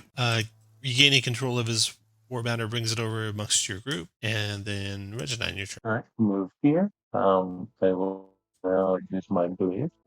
24 for 11. 11. And I will stand my ground. All right. Calmir, your turn. Them so brave. Here we go. Well, it's going to take a bit to get over there. That's okay. Let's see. Yeah, dash up over to that thing. Try to booming blade him with the dagger. 10's probably going to miss. Move away from it a little. I'll give Cal 55. Nope, Al's just going to come over here. No, whatever. That'll give Cal advantage and move up. Hold on. Okay, the bristled Warbounder tries to bound away, provoking from Veldrin and Zavar first. Oh, and Reginine all at the same time. Reginine misses. Oh, no. 411. Knock him out. Knock him out. Looks like meat's back on the menu. That's right. Veldrin, were you attacking him? 24 for at. 15. He goes, all right. Bonk. Your new friend, he says, thank you so much. You guys saved me. Those things, Yeah. they were lying in wait for me as I was, I don't know where they were hiding, but they were lying in wait for me. On this plane. I never saw him coming. My name's Justice. Traveling? Where are you heading? Traveling? Well, I'm a scout. There's a caravan with me. Oh. They're ways back. We were looking for this road. I finally found it, and now we're heading towards we're going to head toward the Emerald Loop caravan stop. Are you going that way? We could. Can we stay with you tonight? Well, I have to get back to my caravan. But And it just saved your life and all. That's okay. I didn't well, need a you know place what? to stay. I promise if you guys wait for us at the Emerald Loop, I'll make sure you're Oh. well rewarded. All right. Are you going to be able to get there okay on your own? Oh yeah, I got a whole caravan with me. I'll just keep a better eye out. Safety's everybody's responsibility, so. Safety is everyone's. Okay. So Justice promises to reward you guys when you get to the Emerald Loop, which happens a couple days later. So you finally make your 10 days of travel through the wilderness and arrive at the Emerald Loop. Wait, Like was they 10 need days like a of travel warning sign. just to the loop? Yeah. We didn't Well- even make it to Bazzoxan? That's just the loop so far, yeah. I think it was 14 Alright, days to Bazo or something. Yeah, you're All right, about 10 days in. I sit down and I quit. You Yeah. quit. That's it. I Oh. just sit down and protest. This is a couple extended rests later, so you're back fully extended rested when you come to the Emerald Loop. So there's a large stand of trees that rises out of the barren wasteland. The leaves of dozens of towering oaks rustle in the breeze, and the scent of a bonfire is on the air. The path through the trees is deeply rutted by the work of countless wagon wheels. A wooden sign posted at the head of the path bears a decorated shepherd's crook and the words Emerald Loop Caravan Stop. I go into a long story about when I was on guard duty in Bazzoxan, how I heard about this forest. It's actually, there's actually a pair of dryads in here called Oh. Acorn Sisters, and I do air quotes with my one hand. And they allow you to stay here, but you have to be respectful, so no stealing acorns. And they kind of expect to, share some of your food and drink and maybe some stories. And if anybody you can sing, as a sign of appreciation for the hospitality. Not nice. We should keep our real purpose here quiet. Like this, these caravans could be heading out in all directions, and we really don't want them to spread word. We should keep the medallion secret too, if we can. Folks like me would take notice of that. Yeah, absolutely. Anyone else want to share anything they know? Shit, do I? Cal don't know shit. Yeah, I'm gonna make a swashbuckler for a desert campaign. Swashbucklers are awesome, though. No one? Okay. Oh, you definitely want to try the grilled mastodon. The Caravan. It's delicious. Served with a smoky Caravan, a vegetable like. So tasty. I can't wait for a second bowl. A vegetable like squash? Or that's interesting, like a gourd. One of those hairy elephants. Squash. You guys ready to go in? Yeah. Bring it on. Here's the map of the Emerald Loop Caravan stop. There is a giant horizon-back tortoise to your right away when you come through the trees. It's a big clearing here. There's music and laughter and the savory aromas of fresh cooked food and wood smoke drifting through the air. On the west side of the clearing, which you come from, is a full-grown horizon-back tortoise. On its back is the homestead of a family of goblins who are making repairs to the structure. On the other side of the clearing, you see 7 covered wagons encircling a bonfire, and a rope fence has been set up north of this encampment to contain the wagon's oxen. You see 7 oxen in there. That's up here, the oxen. And then you see a camp. Looks like Aurora guards camping there, maybe a half dozen of them. There's a bunch of people around the fire you can see through the openings in the wagons. You also can see that several of the wagons have wares out for sale on display. Ooh, potion of healing? Maybe. So, let's see, I'll just go to the front. Zavar, what do you want to do? Zavar would like to stay respectfully distant, so he's going to find a nice camping spot somewhere. Okay, you're looking for a good spot to camp. Servath, what do you want? Caravath's going to go peruse the wares and look to buy a potion of healing. Okay. Let's see here. The caravanners parked around the bonfire have merchandise for sale. 2 bugbears guard the wagons. You can see they have 3 potions of healing for sale, 50 gold each. Caravath will buy 2 of them. You also notice Caravath. Me giving you 50 gold. Well, I give you 50 gold to buy me one. You also notice Caravath that around the bonfire in the center, there's a drow in a rugged outfit cooking mastodon corundle, which Veldrin just told you about. They have the best corundle in the whole Queen dynasty here. You see several other travelers relaxing around the bonfire, playing games, sharing stories, singing songs. They include 2 human nomads. Look similar to the various dead nomads you saw around that great demon. A tiefling with a pet moorbounder. That's your friend Justice. And their hosts, 2 Dryad sisters, are there. None of them have seen you yet while you're buying goods there. Veldrin, what do you want to do? Well, I'm going to go up and ask for a heaping bowl of corundle. All right. Well, yeah. So sounds like you're saying grundle.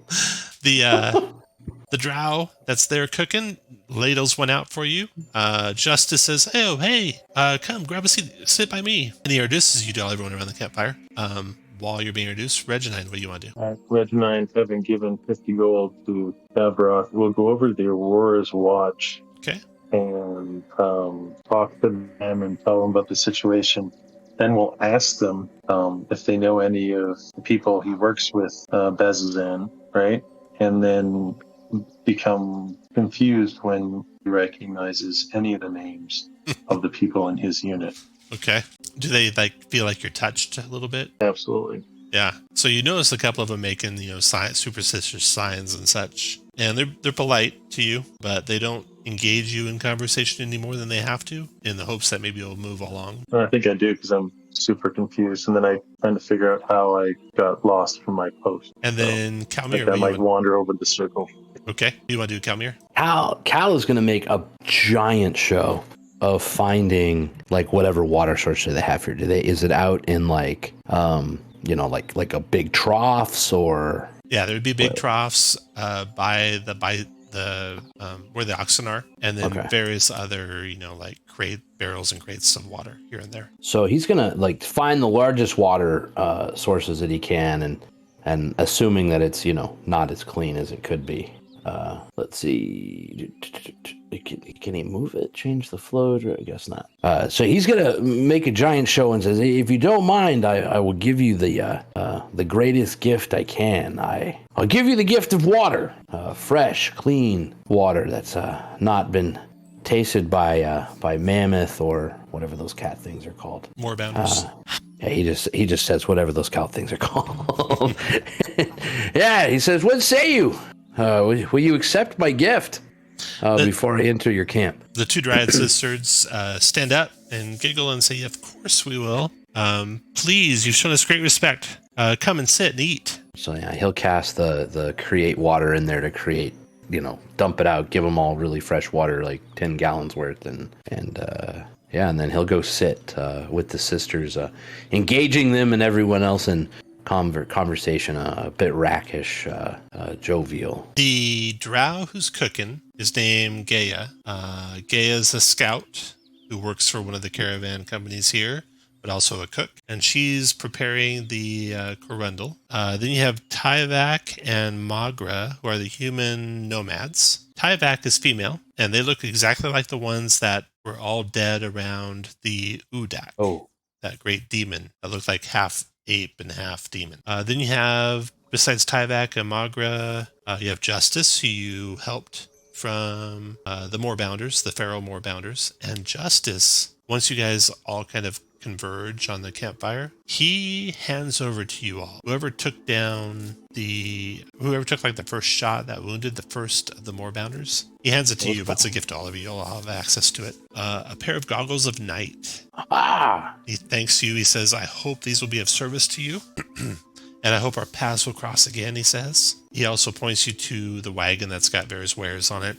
You don't see very much interesting. There's some healer's kits there you might want to buy. I think you guys have purchased all 3 potions of healing. We might need to spread those around. I don't know if. Yeah. I think a lot of people don't have any. Yeah.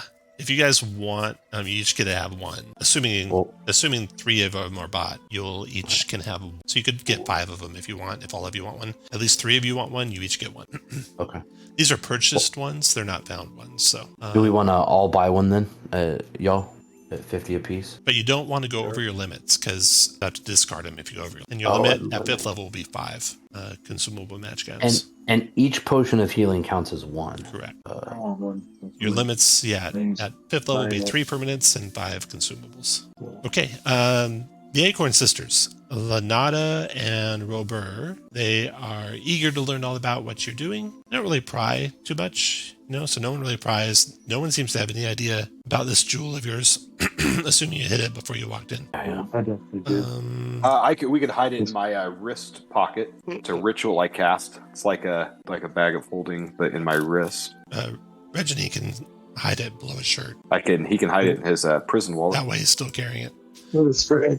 That's right. The chain dangles out. Wow. Yeah, that way he's still carrying it and still stays attuned to it. Yeah. So anyone, I need to get a count here. Anyone who's taking and eating the Mastodon Corundel, take your token and move it 1 up. I know Veldrin did. Oh, I have to. And Reginine, you want to have some Mastodon Corundel? What was that? You don't eat? Gotcha. Okay. And then Kalmir provided a gift in the form of water. Does anyone else want to present any kind of a gift to the Acorn Sisters? It can be a story. It can be food. It can be drink. It can be a song. Come on, guys, don't be rude. Be nice to the sisters. They're not Luxon. They don't seem to be showing any sign of following any faith, do they? No. They're kind of faith. Well, the faith that they follow is Melora, the Wild Mother. That's what you've heard. Right. I can tell stories, I guess, but I don't really have athletics. I could see if they need anything moved or any kind of service trees. Yeah. Well, They definitely have some deadfalls they'd like to have dragged into the bonfire area. They don't cook. They don't, cut any live wood. They just take deadfall. And there's a couple of very big pieces, and you drag them in, and they appreciate that. Anyone else have a gift they want to give? Zavaris Zavar knows a lot about religion, so he's going to try and tell a story about Melora that he knows. Oh, we'll assume he knows a good one, and he shares that with them, and they are very Nice. appreciative of that. Anyone else? Karavroth will state a prophecy. We'll give a prophecy that he sees through the mists of time that he may or may not have just pulled out of his ass. They appreciate the story nonetheless. And Veldrin, do you have anything to contribute? Well, yeah, he'll sing a song. Make a performance check. Charisma Veldrin's performance. Not great at singing, but The sisters seem to humor you, and they all join in the singing, maybe to drown out your voice, but they nonetheless are very appreciative. And so the Aurora Watch is camped out here. You guys can find places to camp anywhere around the camp here. The nomad woman, Tyvak, unless you're like keeping it secret, notices your dagger. Did you want to keep that dagger that you found secret, or would you have let them see it, Galmir? Honestly, Reg has it. Oh, Reg. That's stuff Original. taped from my glaive. So I don't think I was hiding it. Okay. She sees the dagger tied to your glaive. She says, that a dagger belonged to our father, Kirchali. Whoa. If you would, I would trade you this battle axe for it. Oh, nice. Is it a magic battle axe? It is a magical battle axe. It 100.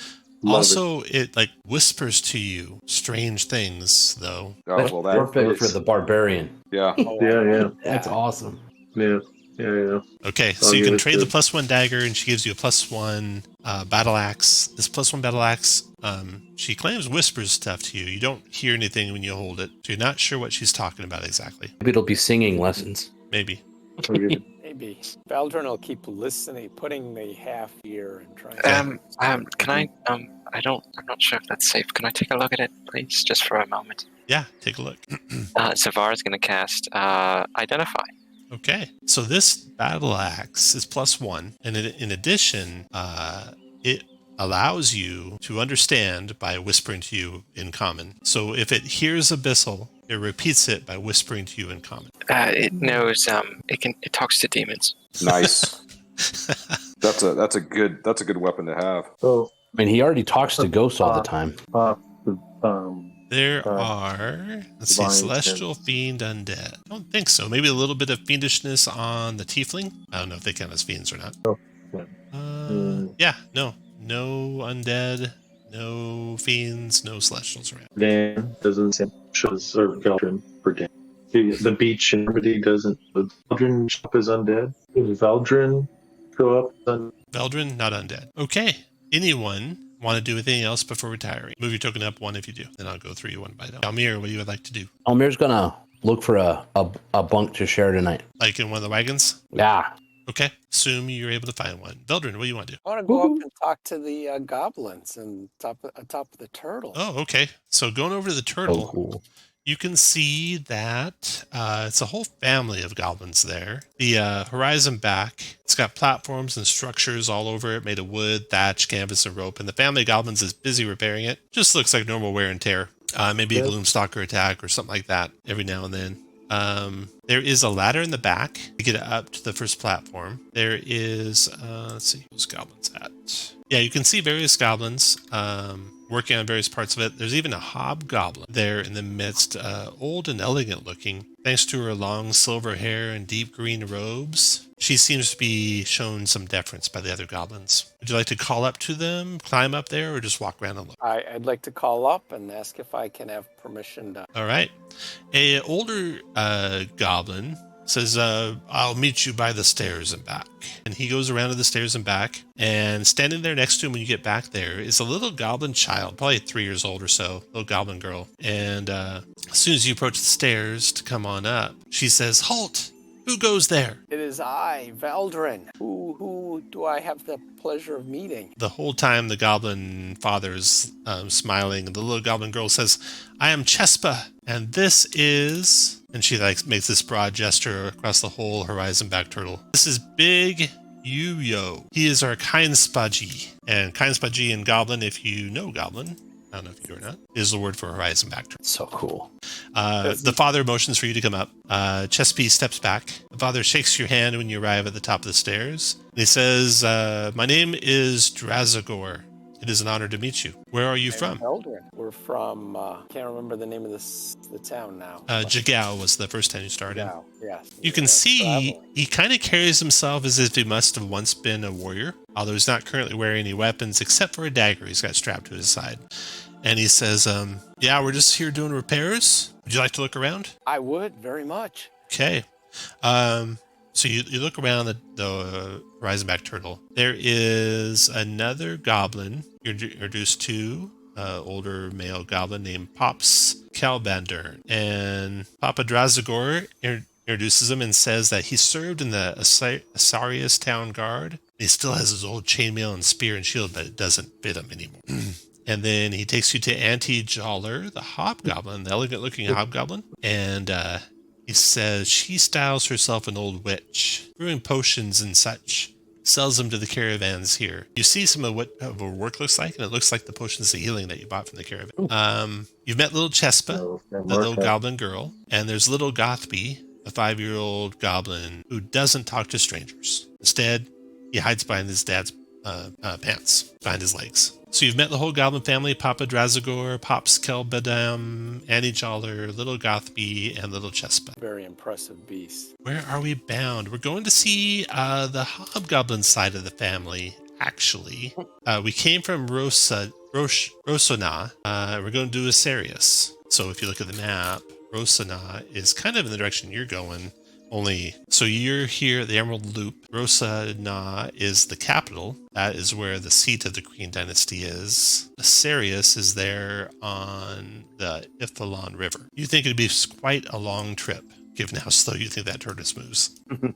Well, that's okay. You can just live on its back and see the sights. This is the best way I can think of to travel. So your guys' ability to get those extra 2 potions, if anyone wants them, would come from talking to Auntie Joller. So Nice. having visited up here, you have access to those extra 2 if everyone wants to buy one. You see they have like a command post up front where they drive the tortoise from, it looks like. And it looks like where the goblin dads live. And there's a set of goblin-sized chainmail there, just as spoken before. And some other weapons. And a wooden chest probably has the family's wealth in it. Well, I'm going to leave that alone. Okay. I'm going to ask Papa if he can give me some pointers with this feint I've been working. He seems like he's been a warrior. Maybe. Yeah, Pops Kalbadum, he served in the town guard. But Papa Drazagor, you can tell he was more than that. And he eventually shares with you he was in the Aurora Watch when he was younger. So he's got some ins with him. And he shows you various techniques that he learned there. Almost 25% better by the next adventure. By next level. All right. Anything else, Bildrin? Nope, that's it. After meet Bildrin again. and Kalmir. Okay, if anyone else wants to do anything, move your token up a square, even if you've already done something. I think mine's really simple. Yeah, I just want to go over and give the spent metal to the turtle in respect, and that'll be all I have. Caravan's just making his Horizon back. Caravan's just making his way around the camp, taking little notes on the little notebook that he then secrets in his wrist wrist pocket. Gotcha. All right. Did anyone tell the Aurora guards about the dead Aurora people? You haven't yet, no. I did. Someone should do that. I mean, not me, because I don't really like those kind of people, but Plus someone should probably tell. Plus, you have quite a bit of Aurora Guard weapons and armor on. Yeah, we should return those to them, like for money. Who would like to do that? I think I told them when I went over. Caravan would do it because we might get some intelligence on him. Okay. Reggie Knight, you might have done part of money. it. Caravan, you go over and show them and describe to them what happened. And they take down the notes. They say, they ask where you're going. You want to share where you're going? Vaguely, we're heading east. East? Going to Bazzoxan or Rocha? Not sure yet. What do you recommend? I don't know. What you heading east for? We're adventurers. We're looking for adventure. Maybe Bazzoxan. That's where we're going. You could go with us if you want. What does Bazzoxan hold for? They share with you the history of Bazzoxan, that it's basically like a prison for some of the demons and such that were imprisoned there during the calamity. Sounds super sick. Yeah, it sounds like So, how well imprisoned are these demons? Well, not that well. You guys look to be a pretty strong group. You'd be interested in maybe some mercenary work? We could get you into the city. Yeah, that sounds great. We need Do to get you into the share with city. them that your weapons and stuff that you found? I think that was the plan, wasn't it? Okay. Yeah. Well, okay. Thank you for bringing this back. Here. They scavenged together a reward for you, totaling 50 gold. So you have the 50 gold you found on the soldiers, and you trade their equipment for 50 more gold. Good job. And this Aurora Watch will go with you into Bazzoxan and get you That's into awesome. the city Well done, you two. if you want to go with them. All right. So the next, you turn in, Ropes. and the next day you set off on the second leg of your journey, which is you enter the valley known as the Barbed Fields, where spines of stone ranging from 10 to 30 feet still linger as eerie reminders of the calamity. You only got about 5 days of travel, going slow and careful. The guards aren't going slow and careful though, so if you want to keep with them, it take you like 4 days. But Yeah, we're good. We'll keep with them. traveling in the numbers, use them a little bit as human shields as you go. That's exactly what I would be doing. Your first night there, you're making camp, your first night of travel. You're making camp across the barbed fields when you see Exandria's smaller moon, which has appeared as a slim crescent throughout the night, suddenly become full and flare bright red. A second later, it is back to its slim crescent form. Only one of you noticed this, Kervaroth. Only Kervaroth noticed this. And also one of the Aurora guards noticed it. And he catches your eyes, Kervaroth, and you can see a look of real fear in his eyes. And all of you are cursed. Whoa. You all have disadvantage in all checks and all saves. You don't know how long this curse will last or what it will take to remove it. Disadvantage on all checks and all saves, not disadvantage on attacks, just checks and saves. That'll be initiative. Yep, that'll affect your initiative.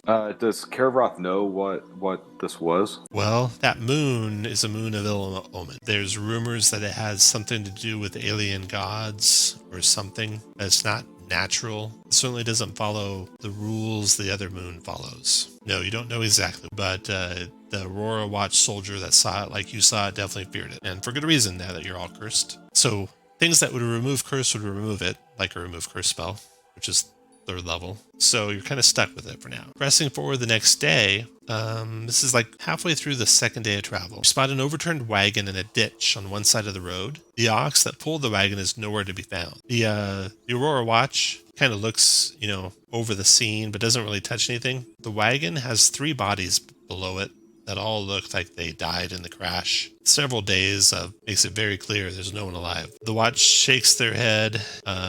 They say, we'll send workers back to clean this up and bury this. You don't have to worry about it. And they proceed ahead. You can stay and investigate if you want, or go with them. You're divided. Kervaroth would be willing to just stick with them. He doesn't really care about burying these dead. So maybe there's you the could convince them wagon to that you wait don't for know us. what's under the wagon. The wagon's upside down and has them pinned. And whatever was in the wagon, you don't know. Okay. So if you'd like to investigate, move your token up. And if you don't want to investigate, move your token down. Well, Kervaroth would want to know what was in the wagon. Yeah. Thought you might investigate. Guess we're investigating. Can you try to convince them to give us, half an hour, like to take a lunch so that we can... Sure. I'll use my forceful Draken blood presence to ask them to make your charisma check. ask them to wait. Persuasion check. There you go. Nice. 19. Yeah. They'll wait. Nice They'll job. wait. So we'll use this map, even though it's not really the terrain around the wagon is flat. The road is the northern road that's on this map here, we'll say. And the only wagon is this wagon right here. And it's turned over upside down, having fallen off the path as the path turned a little bit into just kind of a lower ravine below the path. And you can see the 3 dead bodies pinned underneath it. And you think you guys have enough strength among you to lift it off of it and push it back onto its side so you can see what was inside of it. Do you want to use your special senses to make sure those are dead before we unpin them? And he did, I think, right? Oh, sorry. I missed it. Yeah. And there's no one dead. Oh, phew, okay. I think we flip it over. Okay. Put your spots you want to be in when you flip it over. At least 2 strong people need to be adjacent to it. So Reggie Knight probably Veldrin. And you 2 can push it over. The rest of you get where you want to be. There is, again, no terrain here. except the wagon and the road that goes to the north of the circle. And this is the wagon that we're doing right That's here? the only wagon, yep. Okay. So Veldrin, you have to be by that wagon, pushing it over with Reggie. Cal will supervise. Now, when you get that thing pushed over, you see that the bodies are the bodies of two drow and an orc. Definitely dead. You can see the orc's neck is at a horrendous angle. Also, you notice around the orc's neck is a small key. The wagon's got several boxes in it and one iron strong box. The iron strong box is locked. Well, let's try the key. Okay. But let's investigate for traps first. Okay. Can you help me out here? Here, you want to come look for Kavroth? traps? I'm hoping that Kavroth will check it for me. Well, put you guys where you'll be when Yeah, Caravan lives. I'll investigate it. Oh, Okay, Caravan, you're there. Everyone else where you want to be when Caravan's investigating? No traps, Caravan. Something that was hidden under the wagon when Reggie detected for undead, so he did not sense anything. Attacks. Everyone go to roll initiative, even though this will be a surprise round. With And we- disadvantage. we want to roll With twice, right? disadvantage, yeah. Roll twice, type in the lower of the two. Okay. The surprise round. Let me check some stealth checks here. Okay. Due to it being daylight, and today is daylight, no one senses anything. Okay. Okay. From an invisible attack Oh, no. comes... Oh, wow. Ugly fast. Oh, A shit. wisp attacks Zavar, shocking him. There we go. 23 Zavar for 9 lightning. Ouch. Okay. And then Caravan, you get only a 14, Caravan. Might hit you anyway. Because I don't get to use my reaction, do I? 13 lightning, correct. Well, you have to see someone to shield it. Oh, okay. You have to see. Yeah, and then 20 to hit Veldrin. Then these wisps all become visible. All of them 5 feet off the ground, and I'll beat every one of you on initiative. So the first one attacks Caravan with the second one. Now you can definitely shield Caravan if he hits you. 22 to hit. Well, it would need to be a double shield. Can I double shield? 16 lightning. A wisp attack in Veldrin. 20 to hit for 9 lightning. And then a wisp attack in Zavar. 18 to hit for 10 lightning. Okay. Amir, Wow. your turn. Oh, well. The altitude on these wisps should be 5 feet, even though, yeah, have 5 feet. Okay. Good. Well, he'll step up there and then move back. And while he's up there, he's going to try to dagger Booming Blade. 15, though, I think is going to miss him. They are exceptionally fast. Dodge out of the way that 15. And I'll give I'll give Zavar advantage on his next attack. All right, Zavar, your turn. Zavar is going to hold up his holy symbol, and a searing white light is going to emit from it. Nice. And he's going to turn undead. All right. Click that button for me so I see what the save is. Wisdom times 3. Let me find the 1, button. 2, 3. This 14 wisdom save to negate. Only one of them made it. That's handy right there, Yeah. mate. Only the middle. Let's see, that's going to be the middle one. Use the fear symbol for these guys that are turned. You can see immediately 2 of them start to move away. Only one remains, the one by the south of Veldrin. What else, Zavar? I'm going to step back, and that's my turn. Okay, and you can have your inspiration back because that was pretty clutch. Thank you. Caravan, Yeah. make a 1 success. Do you have a standing order for your Al to give you a push and healing when you're down? No. Okay, either always will or always won't. It'll be your choice. No, I would rather. No, he'll stay Hope away. that- He won't help other people. He'll just I stay mean, out. because is it fair, Tom, that we can't buy potions of healing between the fact that we're limited on potions and healings, or can we still buy them between sessions? Between sessions, you can purchase equipment. Okay, then yeah, standing order, give me a potion of They healing. give you a potion. Okay. Yeah. Go to roll your potion. Jet away after he does that, and then Veldrin, your turn. Veldrin will take the unfeared one and try and attack it with this fancy great axe. Oh, nice. Okay. It's just oh, that's your great axe. Do You've I always- have you- the... Sorry, I was confused for a second. You always have a great axe. Okay. 11's a miss, unfortunately. Okay. After Veldrin, Reggie Knight. One it's not. MT, nice. Yeah, and I will. I'm guessing I have to step over here to hit the one by Veldrin, or I can't strike out around him, can I? You can. Yeah, there's no Maybe I'm- cover. There's no okay. cover in melee. Okay, so I'll strike around him. Okay. With the one that's not. It's Miss. Whatever. Okay. 14 misses. Rounds over. Wisps are going. This one, I assume you don't take a tax opportunity. I don't. No. Okay, that one's gone. The one left fighting, attacking Veldrin. Wait. Missed, and then the other one's gone. So 2 of them are left, leaving Calmir, your turn. Oh, All right. Well, yeah. Let's step up 25, 30 to that one. And that one is not turned, right? I just want to make sure I'm reading. Okay. Not turned. So let's give him the dagger with the booming blade. How about a 21? That's a hit. For 7. We'll light him up. I don't know 7 if that's magic? gonna be able to hit. 7 magic, yeah. Okay. So I think whatever. I think it's actually 8 magic, but for the +1 part. Yeah, and then let's see. This time, let's say the owl will do Veldrin. Hey, Zavar, your turn. I'm just gonna pop a. Oh my gosh, I keep forgetting the name. Sacred Flame. This. Word of Radiance. Okay. Word of Radiance. I'm gonna 1 Radiant, switch 14 con save to negate. He takes the 1 Radiant. Take that. Not vulnerable to it. After Zavar, Kiravroth, your turn. All right, Caravroth's going to stand up and cast Mind Silver on the 14 Intelligence save, and then bonus action Misty Step.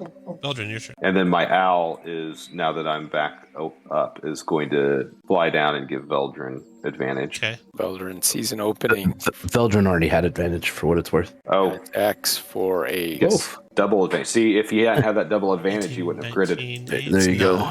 Okay. And then Regina, your turn. That's just now. science. Am I able to use that magic axe we got from? You could, yeah. Well, that's what I would be using. Oh, right? not it.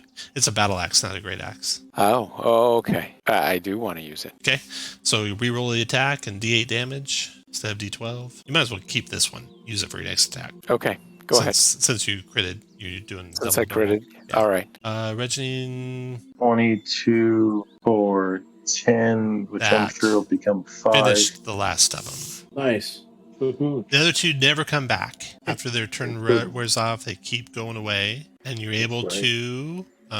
We're not scared. one of you, let's see, you feel just like this overwhelming presence of the people that were dead here, like a thankful feeling that comes from them. And you have been given a charm of heroism. Oh yeah, dude. No, nice. So Zavar, you got a charm of heroism. Shit, I forgot this. All of you who took the Mastodon meet, you actually have the next day some temporary hit points.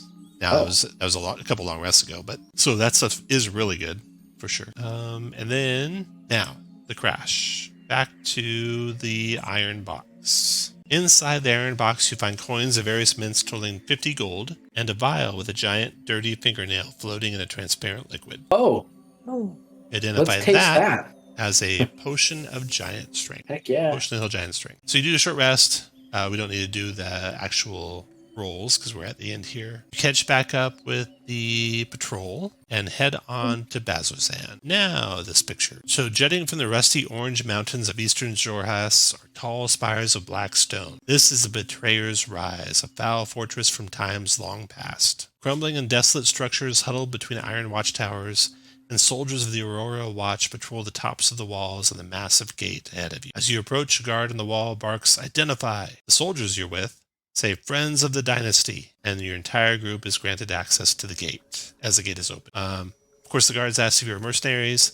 They would like to take you, if you're interested, to the task hand. That's like the mayor of the city or the commander of the fortress. And he could probably tell you how you could find more information about vestiges of divergence. Or you can just start. They don't tell you that. You know that.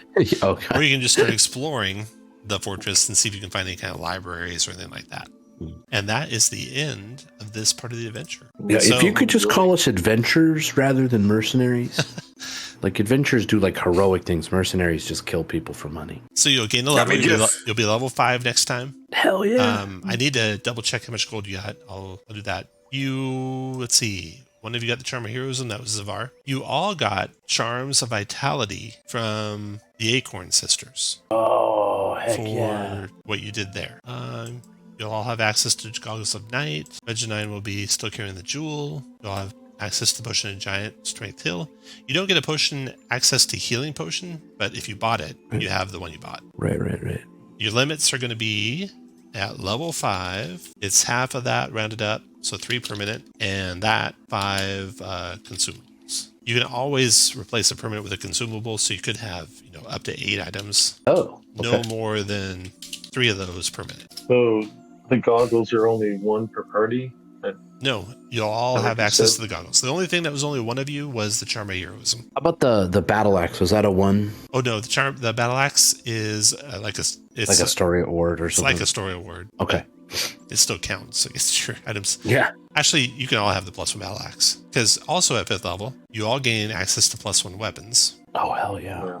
So you can get exactly the weapon you want, or the battle axe, or that weapon you want and the battle axe, your choice. And you all gain access to +1 spellcasting items. Oh, hell So for the yeah. wizard, that is that wand of the war mage, Yeah. essentially. So yeah, you have 8 items total that you can keep. No more than 3 of those being permanent uncommon plus. The jewel does not count against your total. That was going to ask. I will send a summary So out we of all did- this for you. Perfect. And then we'll play again in 2 weeks as you explore Excellent. Bazzoxan. Try to find out what this jewel of the 3 prayers is and why the individual wants you to find them. Awesome. So, Tom, was that all of Thank you chapter so much 2? for DMing. Oh, you're welcome. Yeah, that was all of chapter 2. Nice. All of chapter 2. That's the best prep ever, by the way. Oh, Like, thanks. having played it. Like, playing with you, it's like, all right, I got a good idea on timing. Like, it's like whole.